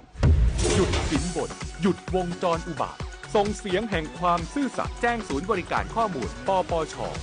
1205สังคมสุจริตเริ่มคิดลงมือทำที่ตัวเราสำนักงานเกษตรจังหวัดพะเยาคาดว่าในปีนี้จะมีผลผลิตลำไยในพื้นที่ออกสู่ตลาดประมาณ 40,000 ตันเพิ่มขึ้นจากปีที่แล้วโดยเจ้าหน้าที่ได้เร่งลงพื้นที่ให้คำแนะนำเกษตรกรในการดูแลและบริหารจัดการด้านผลผลิตติดตามรายละเอียดได้จากรายงานค่ะลำไยถือเป็นพืชเศรษฐกิจที่สำคัญของภาคเหนือโดยเฉพาะจังหวัดเชียงใหม่และลำพูนมีสัดส่วนพื้นที่ปลูกลำไยมากที่สุดเมื่อเทียบกับพื้นที่ปลูกลำไยทั้งหมดของประเทศลำไยมีความสำคัญทางเศรษฐกิจเนื่องจากเป็นผลไม้ที่มีการส่งออกทั้งในรูปแบบผลสดและผลิตภัณฑ์แปรรูปสร้างรายได้ให้กับเกษตรกรและประเทศปีละหลายล้านบาทพันธุ์ลำไยที่รู้จักกันเป็นอย่างดีเช่นลำไยพันกะโหลกเบี้ยวเขียวอีดอจังหวัดพะเยาเป็นหนึ่งในจังหวัดภาคเหนือที่มีพื้นที่ปลูกลำไยประมาณ 92,000 ไร่คิดเป็น 5% ของพื้นที่ปลูกลำไยทั้งประเทศมีการส่งเสริมและพัฒนาอย่างต่อเนื่องเพื่อเพิ่มผลผลิตและคุณภาพของผลผลิตโดยปีนี้ลำไยติดดอกมากกว่าปีที่ผ่านมาเนื่องจากสภาพอากาศที่เอื้ออำนวยมีอากาศหนาวเย็นต่อเนื่องเหมาะกับการแทงช่อดอกของลำไยนายชัชวาลกลไกลหัวหน้ากลุ่มส่งเสริมและพัฒนาการผลิตสำนักงานเกษตรจังหวัดพะเยากล่าวว่าพื้นที่ปลูกลำไยของจังหวัดพะเยามีมากถึง 80% ของพื้นที่ปลูกผลไม้ทั้งหมดในจังหวัดลำไยจะออกสู่ตลาดในช่วงเดือนกรกฎาคมถึงเดือนกันยายนโดยคาดว่าจะมีผลผลิตออกสู่ตลาดประมาณ 40,000 ตันเพิ่มจากปีที่แล้ว 8% สำนักงานเกษตรจังหวัดพะเยาได้ลงพื้นที่พบปะและให้คำแนะนำเกษตรกรในการดูแลและบริหารจัดการด้านผลผลิตลำไยแล้วปีนี้เนื่องจากว่ามีสถานการณ์ลำไยผลผลิตที่เพิ่มขึ้นมานะครับช่วงเวลาที่ลำไยออกสู่ตลาดนะครับหรือว่าใกล้จะเก็บเกี่ยวเนี่ยเกษตรกรอยากจะต้องดูแลในเรื่องของสภาพผิวนะครับซึ่งเป็นส่วนสำคัญที่จะกระตุ้นให้ลำไยเนี่ยเปิดช่องทางตลาดลำไยสดช่อให้เยอะขึ้นนะครับซึ่งปกติแล้วเนี่ยเราจะประสบปัญหาเรื่องของเชื้อราที่จะทำให้ผิวเปลือกลำไยไม่สวยตามสเปคของผู้ประกอบการที่ต้องการอันนี้ก็จะต้องอาศัยในส่วนของเทคโนโลยีการควบคุมสีผิวนะครับซึ่งสำนักงานเกษตรก็เข้าไปทำงานร่วมกับเกษตรกรแล้วก็แนะนำนะครับในเรื่องของการใช้ตรงนี้นะครับเป็นการบริหารจัดการในเบื้องต้นนะครับและก็การดูแลในเรื่องของผลผลิตของลำไยของจังหวัดพะเยานะครับหัวหน้ากลุ่มส่งเสริมและพัฒนาการผลิตสำนักงานเกษตรจังหวัดพะเยากล่าวเพิ่มเติมว่าลำไยที่ปลูกในพื้นที่จังหวัดพะเยาส่วนใหญ่จะเป็นพันธุ์อีดอซึ่งเหมาะกับการแปรรูปลำไยอบแห้งลำไยในจังหวัดพะเยานะครับส่วนใหญ่เป็นพันธุ์อีดอนะครับเป็นลำไยที่ผลิตนะครับสำหรับอุตสาหกรรมอบแห้งนะครับปริมาณลำไยที่เราคาดการณ์นะครับแต่เดิมเนี่ยประมาณ 87% ของผลผลิตเนี่ยจะไปเข้าสู่อุตสาหกรรมอบแห้งนะครับแล้วก็ 13% โดยประมาณนะครับก็จะเป็นลำไยสดช่อราคาลำไยปีที่แล้วนะครับลำไยสดช่อเนี่ยเอาขึ้นได้ถึง31 บาทต่อกิโลนะครับในขณะที่ลำไยรูดร่วงนะครับก็จะมีราคาตามเกรดนะครับก็ AA อยู่ที่31 A 18นะครับแล้วก็ถัดลงมาก็เป็นเกรด B 8 บาทแล้วก็ C ที่1 บาทต่อกิโลนะครับทั้งนี้หากมีผลผลิตลำไยออกสู่ตลาดในส่วนของจังหวัดพะเยาจะมีคณะกรรมการกำกับดูแลพร้อมเสนอปัญหาต่างๆเข้าสู่ส่วนกลางเพื่อร่วมแก้ไขปัญหาต่อไปสรวิชัยคำสปท.พะเยารายงานปิดท้ายที่การฝึกซ้อมหนีไฟของเด็กอนุบาลโรงเรียนวิเชียรชมจังหวัดสงขลาซึ่งเป็นกิจกรรมที่ฝึกเอาตัวรอดในสถานการณ์เพลิงไหม้ช่วยสร้างทักษะชีวิตตั้งแต่วัยเยาว์ติดตามรายละเอียดจากรายงานค่ะ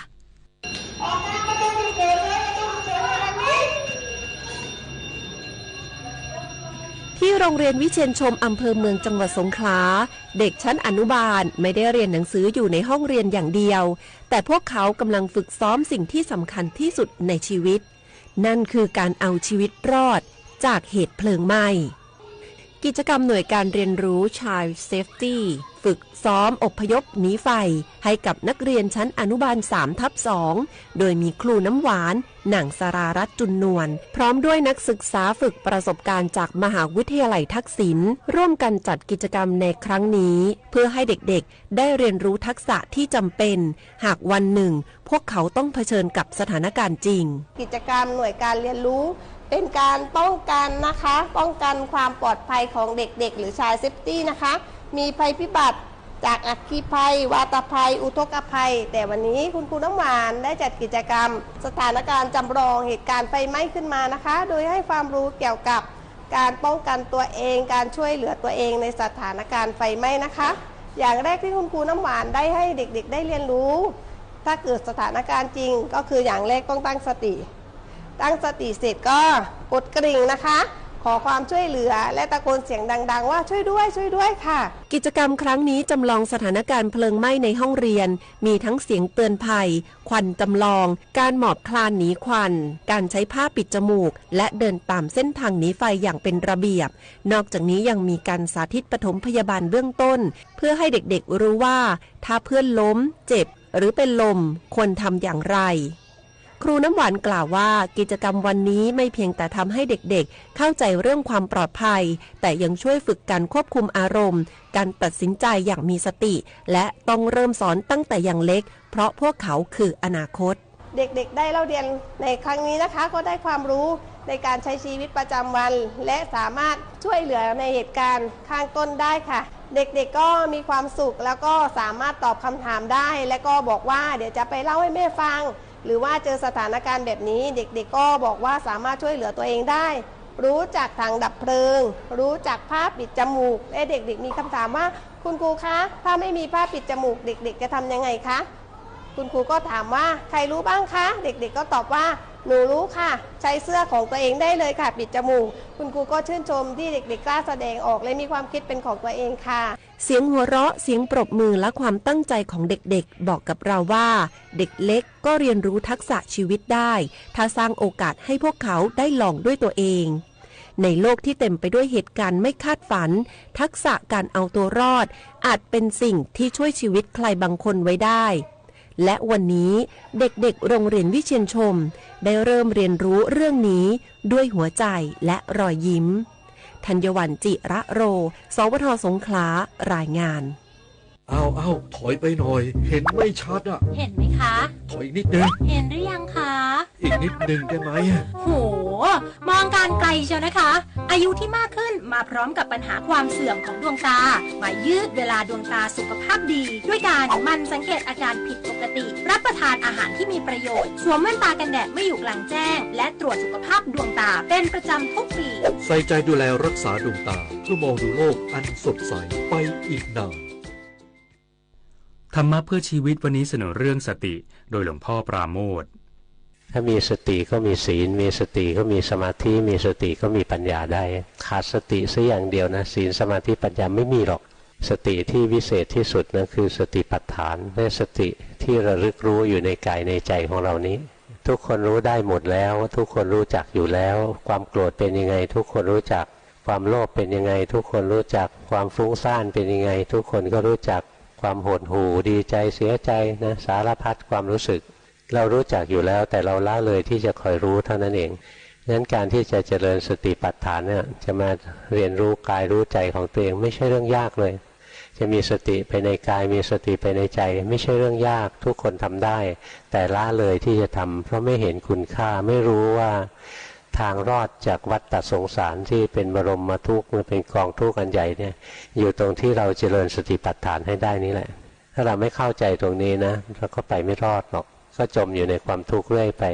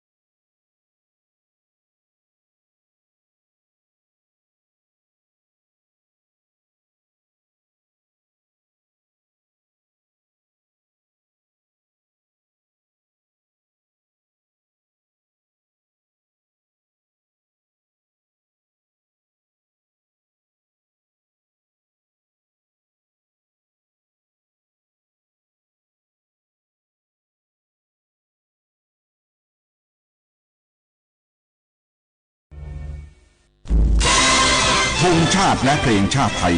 เป็นสัญลักษณ์ของความเป็นไทยเราจงร่วมใจยืนตรงเคารพธงชาติด้วยความภาคภูมิใจในเอกราชและความเสียสละของบรรพบุรุษไทย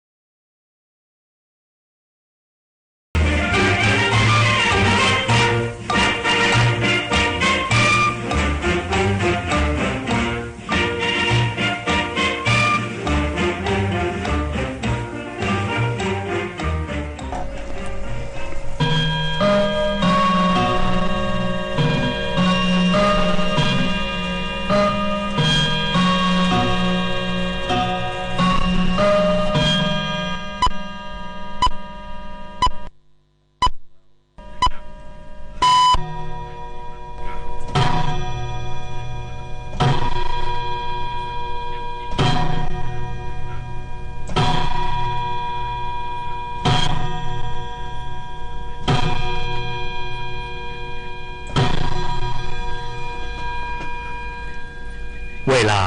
8 นาฬิกา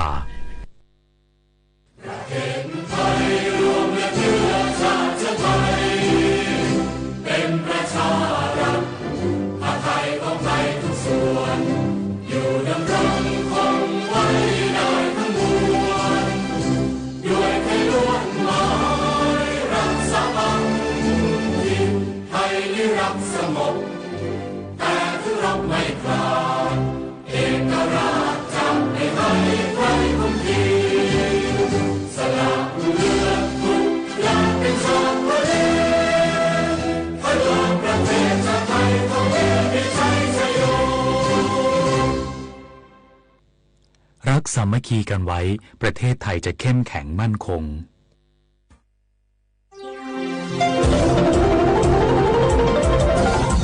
วิทยุแห่งประเทศไทยให้ความรู้กู้ความสุข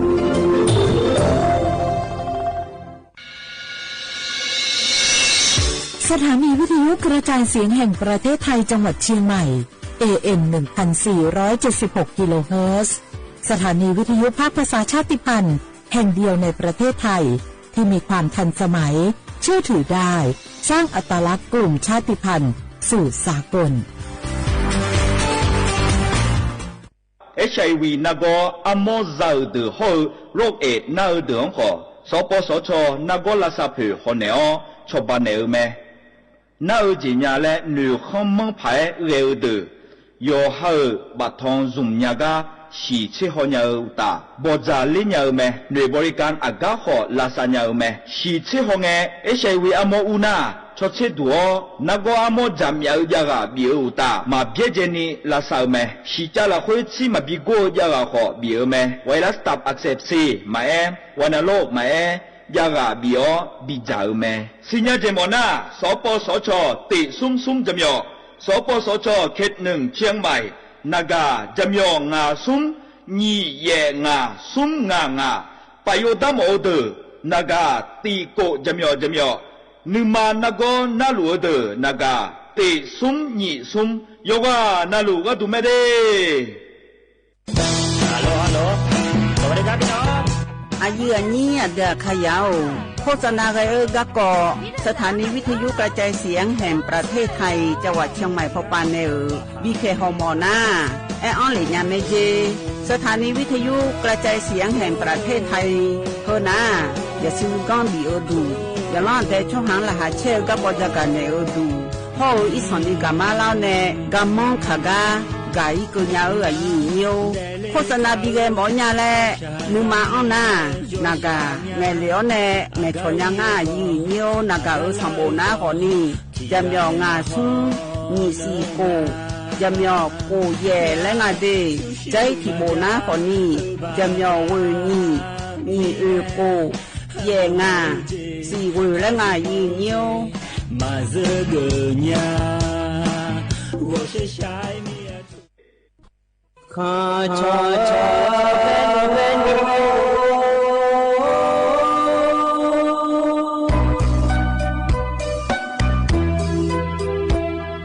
zani cho pule nga do we tu ya ka ba zani cho mo le nga do nga cho ya ka ba so pa ma si cho cha lo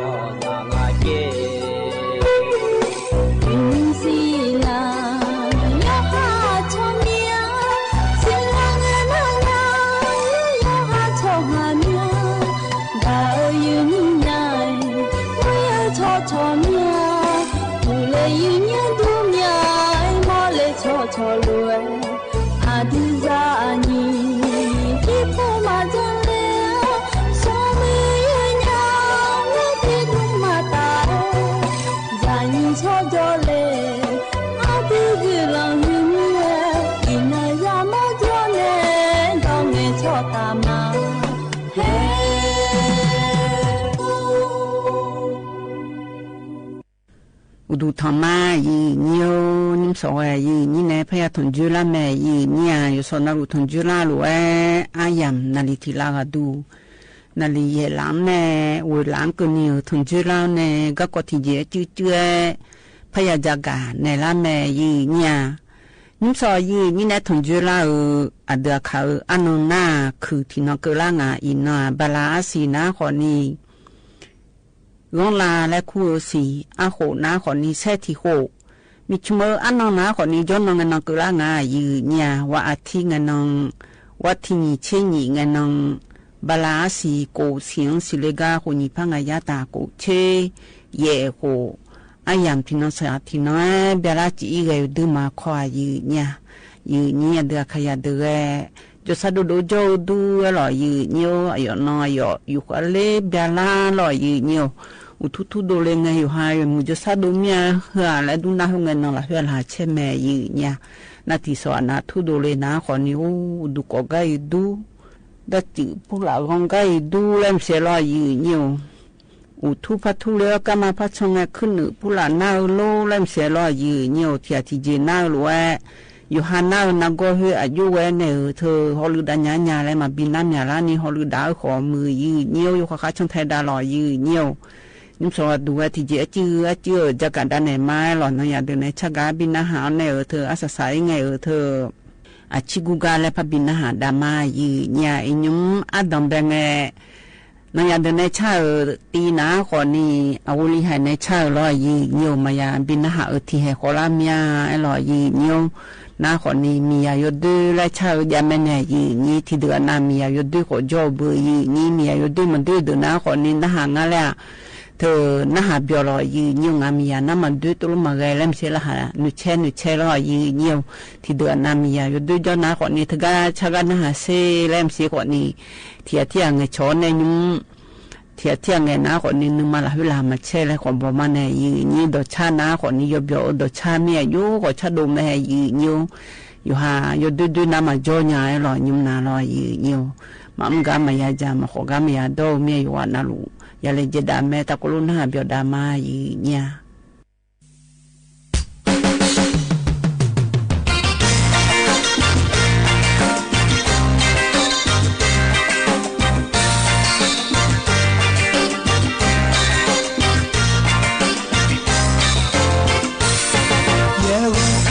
小啊，我把你搞，老米拉不一嘛，老米拉要得得嘛，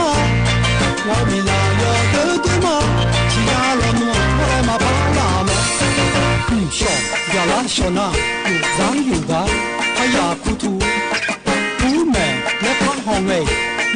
车比较出头阿祖，不对，这空帮在，我常有那几对马家猪，伢都不理不多了，伢红好那几对马不会，伢呢好气不讨，啥啦那个好气马怕皮，我牛叫来后哎，要乌表呢我的他路苦，老妹阿舅妹那，伢红我那带伢了个多。我比赛也不明白，我爱那个，我在家中啊，就那不能拿不着比什么，小我家的那，我看见就个怕扑，我家看着俺们他个哎呦呢怕有，怎么路上好呢？哎呦上哎，地就嘛怕乌，我哎嘛个。在咱们呢，有的嘛怕出，路嘛就是走，后代他们呢，有的嘛要么，女呢像女的呢，嘛来农里有的嘛怕病，那你呀路多，你看不会，嘛怕就多。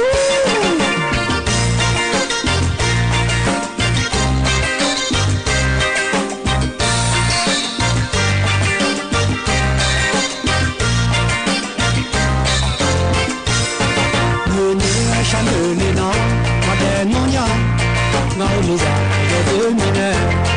我外妈弄到，我在在叫那路来那不走比什么，小我在的那，我看见就个怕扑，我家他在，俺呢他个，哎呦呢怕有，怎么路上头呢，哎呦上哎，几对嘛怕乌，我外妈个。在咱们呢，有的嘛怕出，路嘛就是走，后代他们呢，有的嘛要么，女呢像女的呢，嘛来农里有的嘛怕病，我你啥路多，你红不会，嘛怕就多。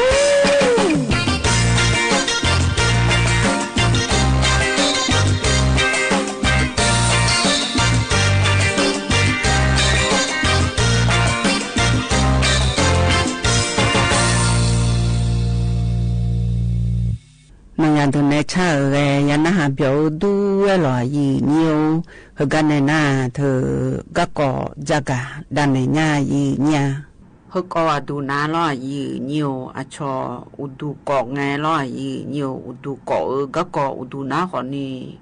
thì phiền té cỏ mía li lấy ya em này gì nhiều hao một đu cỏ lang nghe hao đu cỏ nghe hơn phiền té cỏ nhà hè lấy cho thử cái ná còn đi mày kề lấy khung ai gì nhàไม่เกลและคู่หือหนาลอยยีเหนียวอยู่หาออกกำลังกายและหนาขอนี้มาบีเปียเหนียวชอบปัญญาเมจีแล้วตัวงายยีเนี่ยหรอมีแนวก็จะกระดานเนี่ยหือหนาขอนี้ชอบไม่เกลและคู่เธอหนาขอนี้ออกกำลังกายเนี่ยอายุไว้เนี่ยบีมือดาราอะไรจะกันในงายยีเนี่ยไม่เกลและเธอหนาจียีเนี่ยเธอที่น้องชายที่น้องเป็นเมียร่างงานเยอะช่วยยาแล้วตัวงานเธออยู่หาดูที่พิอแต่ก่อเธอเราก็ในน้าอุปก็ไปเยอะอุจจาระก็คนนี้เธอแล้วยังไงดูหมกไงดูเลยลอยยืเนียวน่ะเธอมีในหมอจะไงยังไงยาจ่าเจยืเนี่ยหมอเนี่ยยังไงมีในหล่ะจ่าหน้าคนนี้ทะเลไงดูไอ้คนนี้เทียพระโจนะคนนี้พระเปียละและตัวแหวจีเนี่ยไม่เกลียและไอ้เหือหนาหรอแล้วก็อุดูโมโมเปเยอะเธออุดูที่พิอแต่เขาก็ดูเลยไงเธอมีเนี่ยอยู่หามาดูออกกำลังกายและไอ้เหือหนาลอยเนียวไม่เกลียเธอมาบีเปียเนี่ยมือดาราหยาจีแล้วตัวแหวงอ่ะเขาก็ชอเธออย่าสินึกว่าอยู่หามาดูออกกำลังกายแล้วไงพอสิญญาเดินเนี่ยจากการเนี่ยหนาลอยเนียวอยู่หามาดูเธออีสอนนี่ก็ซาชอเต้นแอโรบิกแล้วไงเธอก็ซากันเย็นๆไม่รอชอยเนียวเธอก็อยู่หามาดูแล้วพันนี้อีสอนนี่คนนี้มันเย่ขานี่มันเย่จืนี่ชานี่อยู่หางก็พิวโดเลยพาเลยเธอเย่โจเธอรอเนียวเว้ที่ตีชบัญญาจีเนี่ยแล้วตัวเองอ่ะอยู่โจนาลุ จ้องดานาเดยีโยเดอยู่จ้องนั่นลูกมีอินน้องจ้องน้ามาจ้องอยู่อินน้องน้องบิวขอสอใจเปียร้านยาถูเลยพะจ้องเลยน้าขอนี่ตู้มังเงอเดยีโยเดอยู่น้องนั่นลูกเธอชอบเอลบีเธอเนี่ยน้าขอนี่อยู่น้องนั่นลูกเนี่ยก็มาชงจะจู่ๆหูรู้อยู่ห่างก็ยีจ้องแล้วอยู่จ้องน้าจ้องชอบเธอรอยีอยู่ชอบสม่ำเสมอแล้วงั้นแต่ที่เห็นจ้องน้ามาเบี้ยนี่อยู่จ้องน้าลูกจ้องด่าเธอมีในการเต้นแอโรบิกและงายีเนี่ยไอ้ส่วนนี้มาชานี่ชัดๆนี่ก็เชลอยยีเนี่ยรู้จ้องเฮน้าคนนี้อยู่หามดูเฮรู้ลาเมียลอยยีเนี่ยรู้ลาเฮน้าคนนี้เทเลเชนาทีก็ดูเจยีเนี่ยอยู่หามดูเชนาทีก็ดูกันเนี่ยกูพิดูเลยเธอลอยยีเนี่ยกันเนี่ยเธออยู่หาตัวช้าๆพอเนี่ยเบียวเธอมาดูยาวๆรอไว้มึงเดี๋ยวอยู่เดี๋ยวตัวช้าเธอก็ยกข้อช้าเนี่ยเธออยู่หามาดูเธออะไรชดดีชดขาผู้หลาตัวเนี่ยเธอช้าๆนี่เนี่ยนะคนนี้อยู่หามาดู我对对垃圾เธอก็我对对垃拿了有你妈去ถขา垃圾สาวคือมีว่าน้ำมาเช่ก็ข้อ垃圾ขอพิวดูเลย垃圾เนี่ยแล้วตัวรู้ว่าไงแต่เธอมีแนวอยู่หามาดูกับพิวบิโดเลยเธอเฮ้รู้ว่าลายังกับบิกานั่นเลยสมเช่นนาทีก็ดูโลที่น้องแล้วรออยู่มังเงนะขอนี่จนน้องที่จอก็ดูสมน้องเนี่ยงานน้องก็นี่โลแล้วรอสิน้องยังก็รออยู่แห่รู้จ้องนะขอนี่ออกกำลังกายแล้วก็คือรออยู่ฮะที่ไม่คือชดดีคือชดคาแล้วก็มาจีโยข้อช่องขอมือก็เนี่ยจริงเนี่ยข้อขอมืออีจุยดีๆขอมือให้เฮ้ยสอนชาวบ้านอาเดียชมไม่เกลแล้วเธอดูมาก่อเล่าพอรอยี่น่าก็ในน้าขอนี่คือเธออยู่หาเซฟยาอยู่เนี่ยคือชดดีชดดาชดคาแล้วก็เธออะไรชดดีชดดาแล้วก็เธอรออยู่หามาดูพอมาพออยู่พี่แล้วกูแล้วก็เธอไม่เกลมือละยาอาเดียยี่เดเธอไม่แน่เธอก็คนร้องผู้หลานขอมือรอยี่เฮนั่นละผู้หลานว่าห้าดูแลมเสียก็คือยี่อันนั้นอยู่หาจนนั้นก็เฮก็เธอคนร้องผู้หลานขอเนี่ยอยู่หาละเจอนั่นยี่ชอแล้วตัวรู้เทียมาทางนี้ตัวเขาลือดานาเจยี่เธออยู่หามดดูก่อที่เพียวแต่ก่อเธอดูโมเธอเปเยอะละเธอมือดาราเจเดยี่เดจงหเสยี่อยู่เวียนเลยเธอมีเนี่ยอายังมันยาแล้วแต่ตัวแต่นะคนนี้อยู่หามดดูนักก็เธอมาทะเลยางานเนี่ยยี่เธอมีเนี่ยอยู่ในเขาลือดานยาแล้วอายังมันยาแล้วมานี่นาลีเช่นนาทีเนี่ยนี่เช่นนาทีโลสมเช่นนาทีโลและอยู่อันอยู่จงเนี่ยอยู่หามดดูคุพิวดูเลยยาและช่างแทนดาวเจยี่เธอก็ไม่เกรงเธอแกทะเลพายแล้วจากการเนี่ยก็กองงานยี่ก็กจากการเนี่ยก็ยันน่าหาอะไรเลี้ยงกันในหน้าน้องยันตรงในชาวิลอยี่เธออันนี้มีสูงในชาวิลอกันโยกคนเนี่ยขาชิขาที่ขาแต่มาและชาวิตีตะกลุนหาเบียดามายี่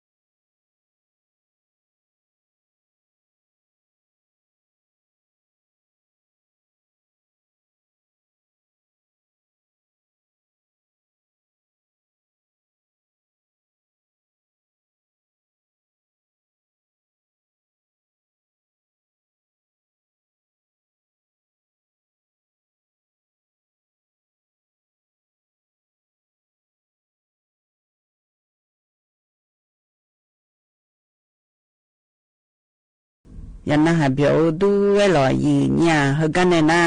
งาดาเนลองาดาอัมพพาเนบาลาสีผู้ละเกือก็เกาะตะกอลุนหาดามายีเนี่ยเขาบาลาสีดีมาแล้วอันดับจะต้องมาคืนมาแล้วที่หนึ่งกันนะนี่คือมาจากไหนเดี๋ยวเราไม่มาบาลาสีมาแล้วเดี๋ยวท่านชี้ดูนะท่านชี้นะเดี๋ยวเราทำอะไรเดี๋ยวเราเดี๋ยวเราดูนะท่านชี้เนี่ยพออาจจะยังไม่ทั่วแล้วดูไม่ให้เธอเลี้ยงเจ้าหัวทั่วแล้วอาจจะใส่ว่าเดี๋ยวเราให้ที่ทำนี่เดี๋ยวที่เอที่ก็ที่เดียวเดี๋ยว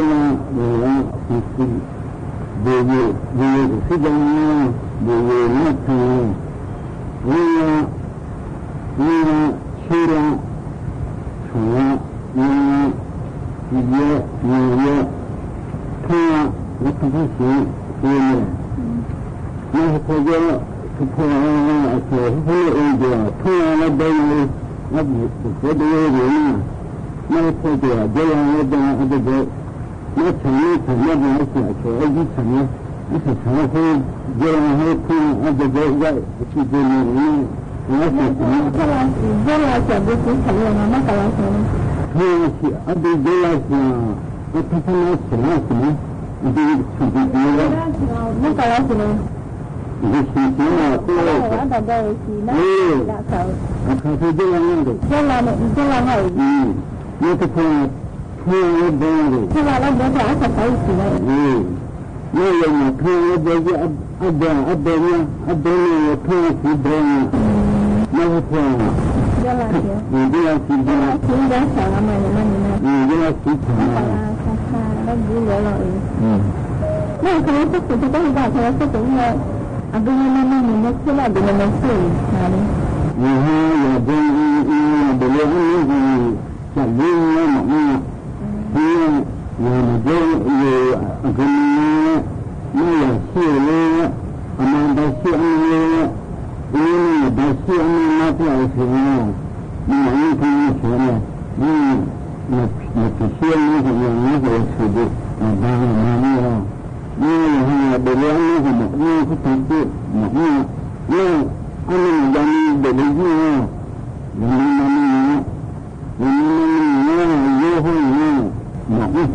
ya na ya ma u ma de na yo ho khala ni ya ni na ko ni sia ni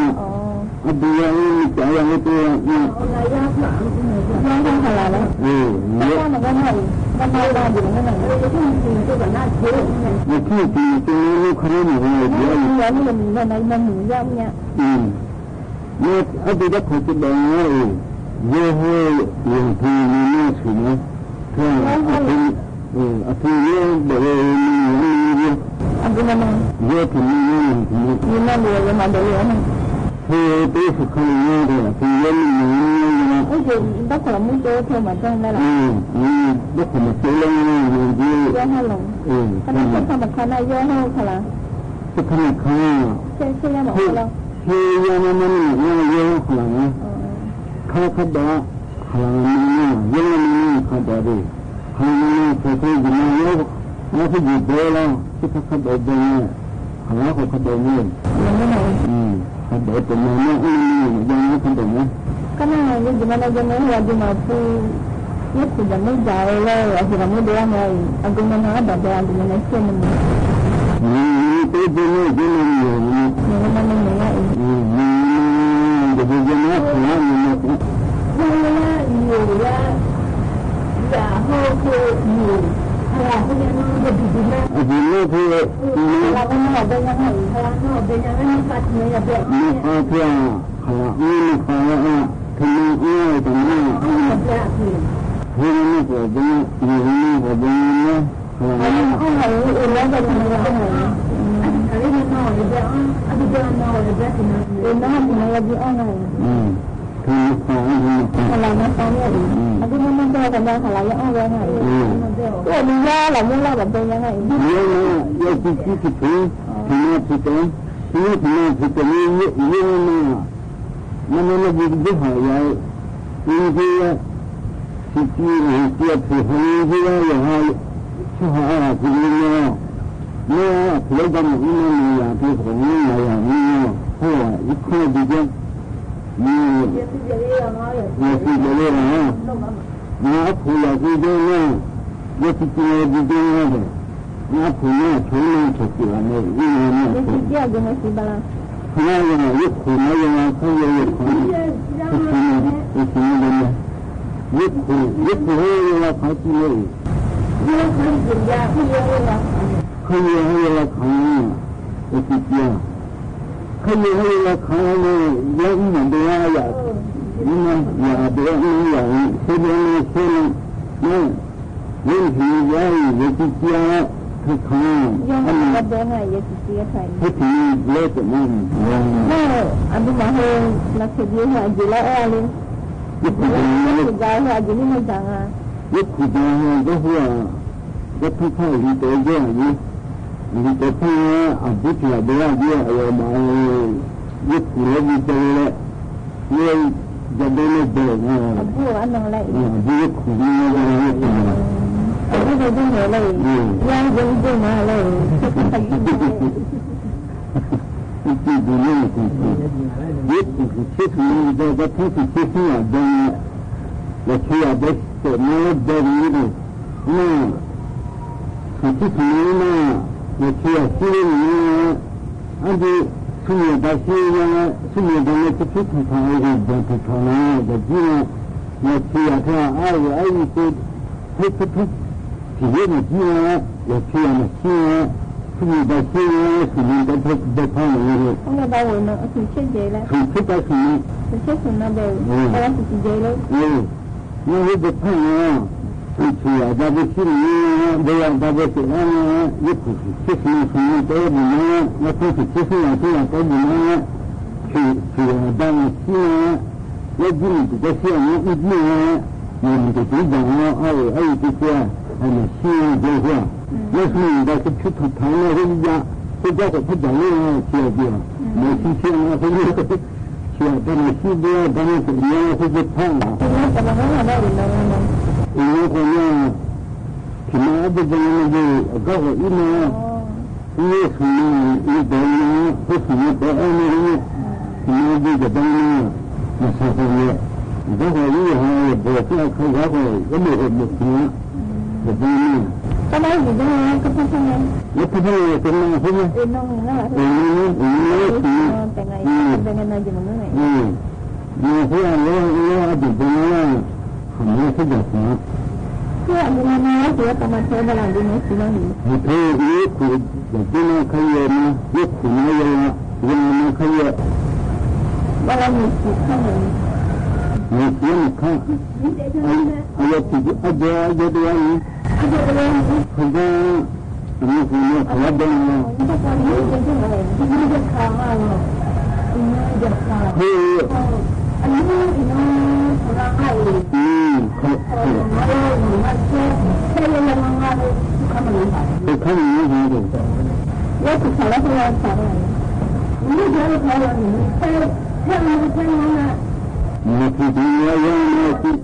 Nadane bala sigugaya na harelia ani jabo na chalo yi nyu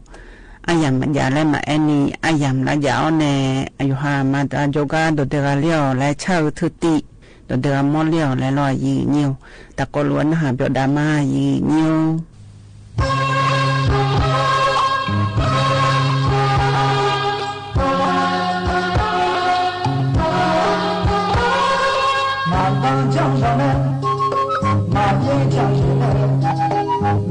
现在的公来看出啦，你看见没？拉哈的是你，阿萨马哈的公来看出啦，阿妈牛手头我娘家，阿妈牛手头我娘家，我在下上阿妈爱人，很大个阿大。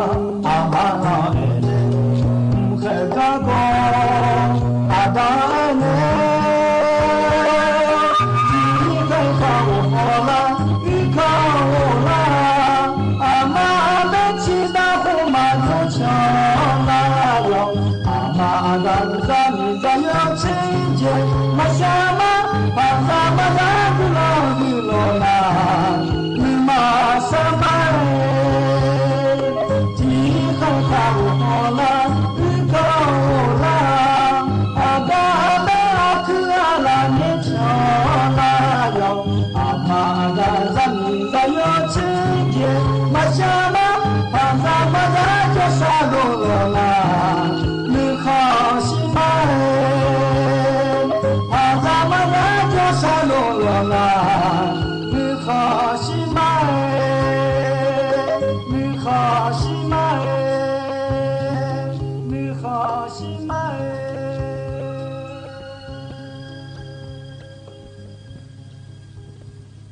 ยันนะหาเบียวดูไอ้ลอยยืเนียวกันเนี่ยนะ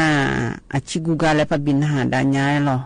ยนนเกล่าหลวยเอาแผ่นแน่ชิกูเฮนาคนนี้อยู่หายังชักเกอลอยยืเนียวตะกลุนหาเบียวดามายืเนียวกาโจคนเนี่ยกาลีไม่เถอะมาชาดว่าอยู่นะมันมุ่งยาเล่ทนาหรอไงอยากจะกับกาลีเนี่ยที่ยานาเสียที่กาโจเล่งานาเสียที่กาอยากจะมีเทศบิกาลีเลยอามันเนี่ยรู้มุขพินาหาเลยไงงอมาอีเนาะยาอยู่หาอุเนยานาพายมาแล้วมีนี่มาอุตสาหะยาเนี่ยดูด้วยหามายาเชลีบลาอายุอุสามีอาอุยน่าอุนิจุยาบออามาดีdo me fele sada ma kho li ngai le nga ha ma de de ya ma bo le ya wi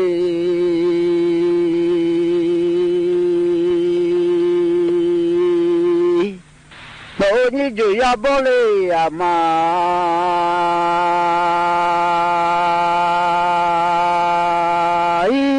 do lo mang mi do phai ang oi cho ya lao nó chế cái mà người đi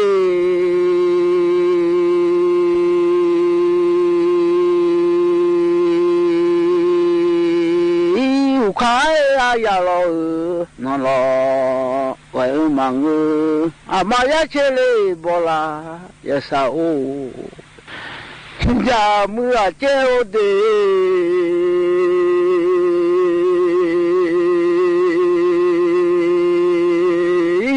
je bola nombo ama oi sale la o me bi o yu me jo lo ma nge mi jo phang ai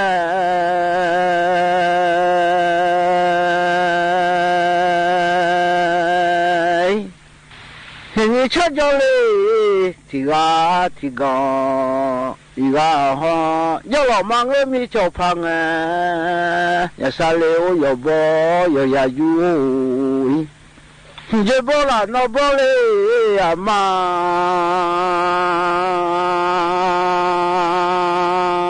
ya sa le bo lo do pe de ma nge de ama ya che bo ya yu ayu le awu ka ya o ni no bo ama o sa sa mia o o mai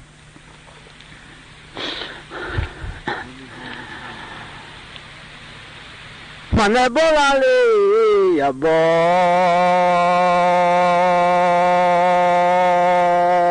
mamia li ya o mane bo la ya bo mamia ga me noi con nuôi phải là đồ chế chứ màu miao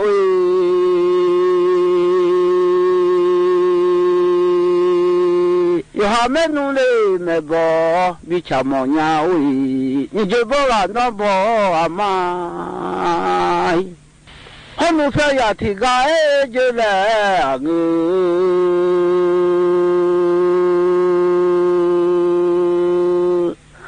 men wa le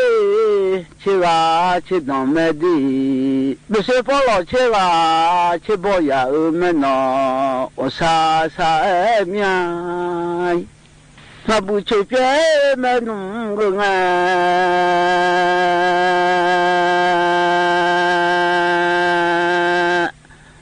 yo ha fa ya do che je I jo aro ui yo ha menu lo me bo cha e bi jo mo nya no ni je no bo ama de bo lai yo ha fa ya do che ma je wa nga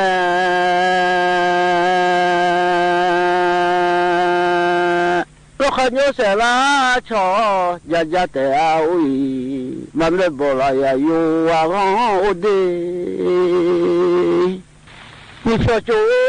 yo te na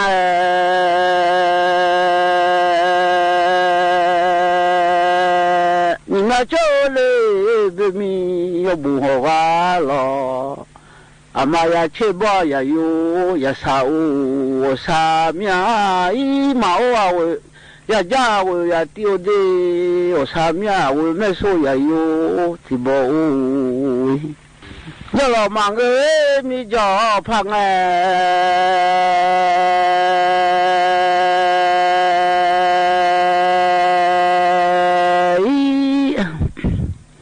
ya ya sa le ma lo do pe de manga do ni ju ya bo ma oi onu wa lu no je ma wa le di yo ya ku ka le aya no lo ma wa le o sa mia oi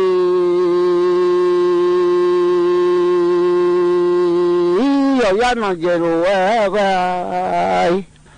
Bùn mi su ya la kho e ma khoa we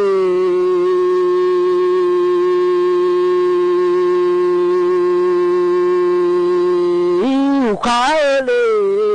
aya no la wa wa hoi Bùn mi a chon wo e ka su ma ba le ni nya no o sa sa e mi a ba ya che bo a ya yo ya sa o Yo ya la o no je lo e we nge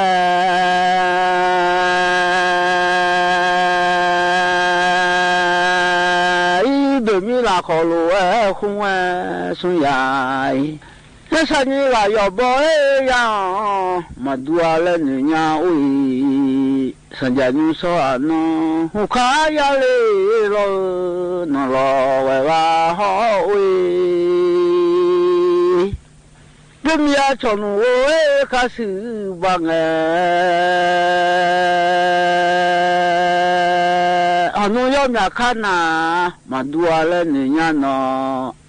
sa ja ni so anu yo ya la o no je ma wa le e oi hon wo pa phu su e ju to i san le me le ni o nya no sa ja ni so anu e ma la nu le phu su nu goi san le a ho ti na ma san le wo ni chi ni sa nga no a mu mi ya ya sa khong sa e ma nga oi ya sa le o yo bo yo ya o le ni nya oi hon we fa ju o e le ni o mi ya tu su yu to le oi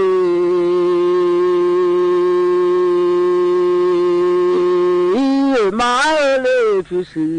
ni go ju a le ni nya sa ja la o ju so no mi amu mi lo le nga ha ti ga oi o sa sa mi ya ma o le tu su ni go le ni nga noi se ni cho jo le ti ga ti gan ma jo lo ma nge mi jo i phai ya ho oi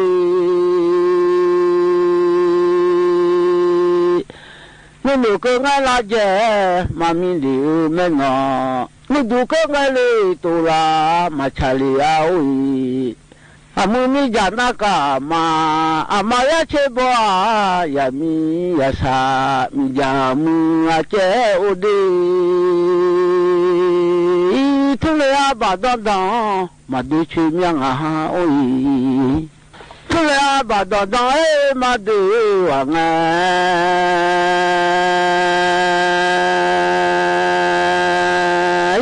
Ni de te ya ma boli ya no ni ju ya bo mai ni ya ni lo nu sun de ma moli me di ni du lo nu le sun de ma si le ya mi la o la la bu ju o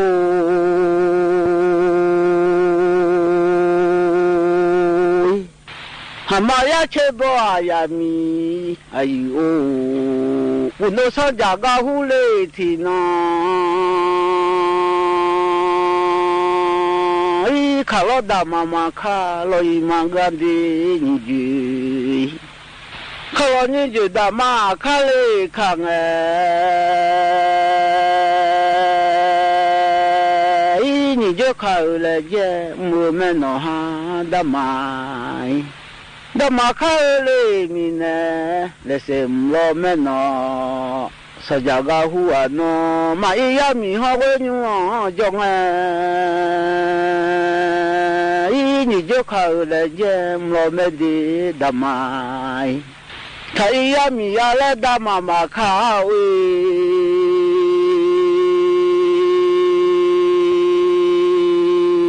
ma imi lo le ho we de ka chong ui ya mi yo ni ga ja ma lo le ngai le ya mi thi ga ma lo ni chi jo ala le khang I ya bo kha le je mlo mya ma ya chi bo ya mi ai ui ni je da ma kha mi le je ma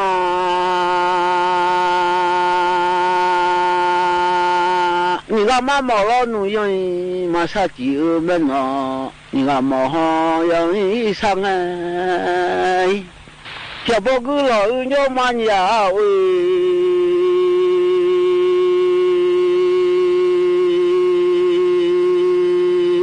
有那牛肉哎，你啦儿们喏哈，要啥个老牛肉哎喂。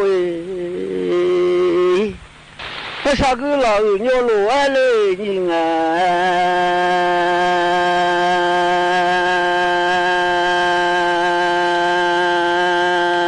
咿呀啥嘞马路都拍，他别阿罗咿嘛那呀吃饱呀米，哎呦，你要啥子哎把古罗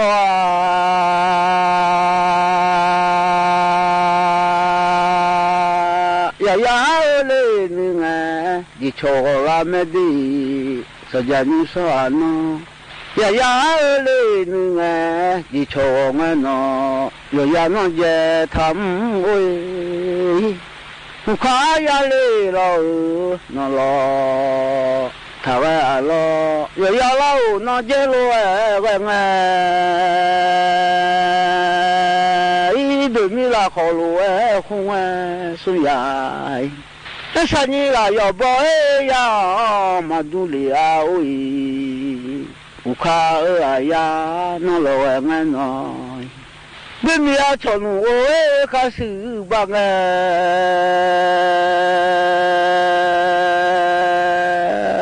咿呀侬要面看呐，马杜里啊喂，人我啦老布啊哦。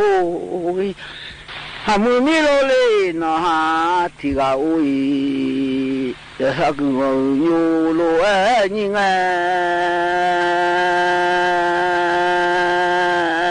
I nya ba la ne ma jong nya u me di gu long ya ja le bu ne ma u ji a ui sa ja ni so ano nya ba ya lo wo ha ma kho te I ma la me di nya ba lo bu le wo si ja ye I ma la me le o sa sa e mia I yo nu cho ye a ju ya e lo me de nu mi puta ne go le ju a ju lo me no ya sa khe ma nu mu ya e no ma mu yo de ti do ma nge lo me ui ya sa u nyu lo e ni nge gu lo nya ba ya lo wo ho mo kho te nya lo nu ya mi ho la lo bu wa o ti na mo che lo ma te de a noi che na ma ga le mo ti lo te ga te a we nya ba lu bu wo si ja ye nya lo nu ti na ma ga le che si ma ye a no nhà bao lô bùa xì già ye nhà lò nu trên nó mò thì xì ye wa te awe hamaya chele ba ya yo ayu ma o ya jaga o de awe ajiwa o le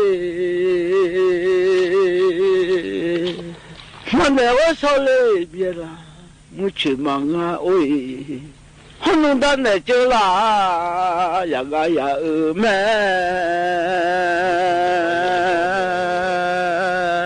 i ma o ya su awe ado no la pi ya chue ya ma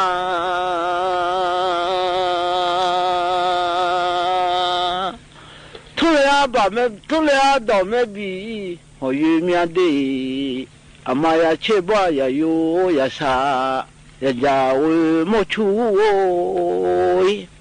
hanu dan de chela ya ga lo ele nga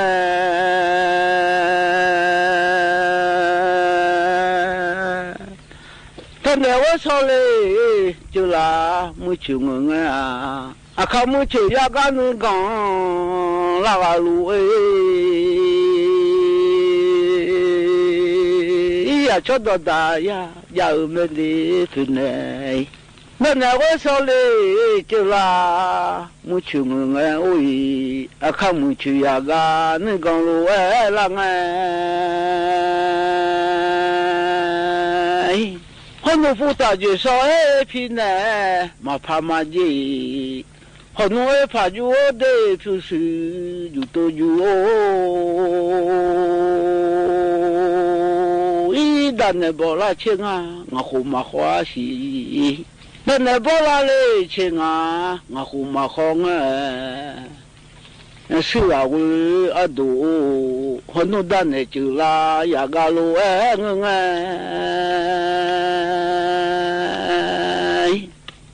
dan ne a le chula nga ma bwa wi o sa mya i ya ja wo aje ya jao no apia chua ma we mo sa mi ale nga ha ma mu ha we amo ju we tu le ba da e ma de chia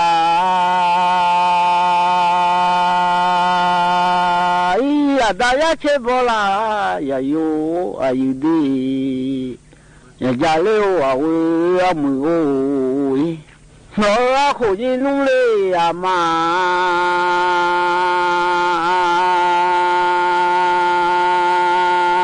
i ya ni ngata ma jo mele ni nya cho sa oi ni cho sa ngata e ma jo mele i ya ni uba ma sia oi cho sai ni mi so sa u ba ma mo ale ni nya oi ma mu ho we a mo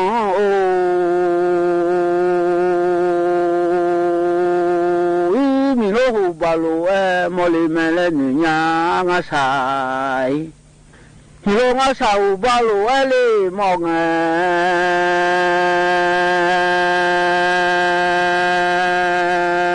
ya ni cho sa hu ba ma si le mi anoi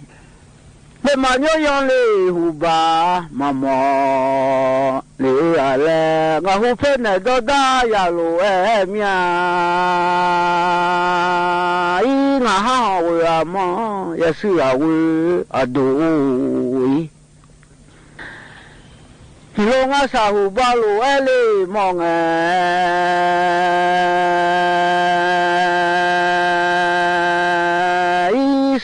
ba le ti o ma o le pa nya le ni nya o ra mo ju o de sa ba le ti o ma o le e o i sa ja ni so ti no ho no sa ti o le le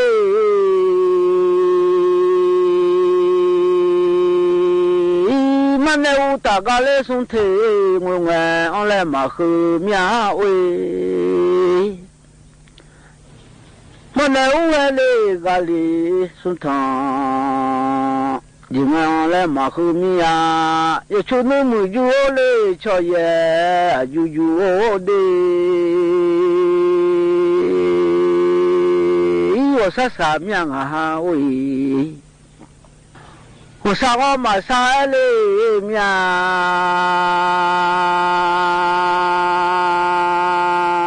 我都不漂亮，我只有我哎，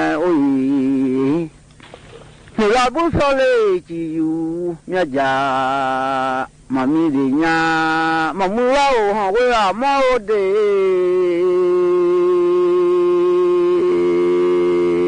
我还吃那路哎，叫我。Manili Nilami lole tim Machi monya ui Sajanyu soano Sasa ganya Iyawe meso yayo Tibo ui Meso yayo le Yaja Tibo Sajanyu soano Udo me fele sado Mahoy Hingai lele Ngahamade de te ya Mabomya di Ngahani le oja Dan juo Yami abu mi de ya le Deraga thangwe ala noi mai laga thau mi o ya mi bo su sa ya me na mi o ya mi bo su sa ya ma je mi o ya yo bo su mu je mi ya mi abu de tiya o ya mi bo su sa ya o mi ya yo bo su mu ya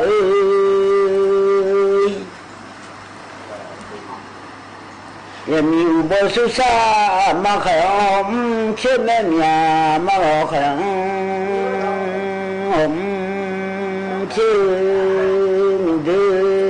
đi yêu bo sum ya da lo khang di sa chi ya yo aje mi oi mi bo su sa ya mi ya o cũng là anh là điều em yêu bo su sa những em yêu suma ya i ya me mia em yêu su ya suma ya i me de mi o anh chơi thật đó me de em yêu sa ya mi ya mi o em yêu ya suma ya i ya Nua ma nó dê ya ve me mia bo ma nó dê cho be mi ma khu ya mi o ya bo ma khu ta ya je ade ni de ya o ya bo da ti phe pe ni cho sa khu da che phe pe mi o mi abu mi de tiya o ya bo ma ku ta je ga ide ni pyo ju yan the ya na la mi o ni nya ju yo bu ya ho ade mi ti ga ti do ya ma ya mi abu mi de tiya o yu kwa yu ma yu na nya mi o yu kwa yu ma yu na nga ma yu bo yi ta tu mi o ma no ma bia mia o ja no ma bia ade มาเมลาคุทูละแม่มิโอวิเชเมลานอละเนงามาอยู่โบกาจะทูมีโนมันนี่มันเนมันนอบุเทมันนี่มันเนฮะโนบุบารุมีเนมิโอมันเนลายาอุดูชิมามาเลและเนลาเนอุดูชิเนฮะอามาธิรามาเตบิมังละเลอาดาทิชิมาอยู่บิละเลยามีเดเลมีเดยามีอาบูมีเดทิอาราโออามาบอกข้ามาเวเมนอมายานอบอกข้ามาเวอดีมันเนบอกข้ามาเวยามีมันเนเจ้ามาซาโอมีมันเนบอกว่าเจ้ามาซาอดีมีโอมันเนบอกข้ามาเวยามีมันเนอพอนิชื่อกะเอญะลามันเนเราอพอนิชื่อเมละมาเมลาคุทูละแม่อุเชเมลาคุนีละแม่ยิงบอมาอุมี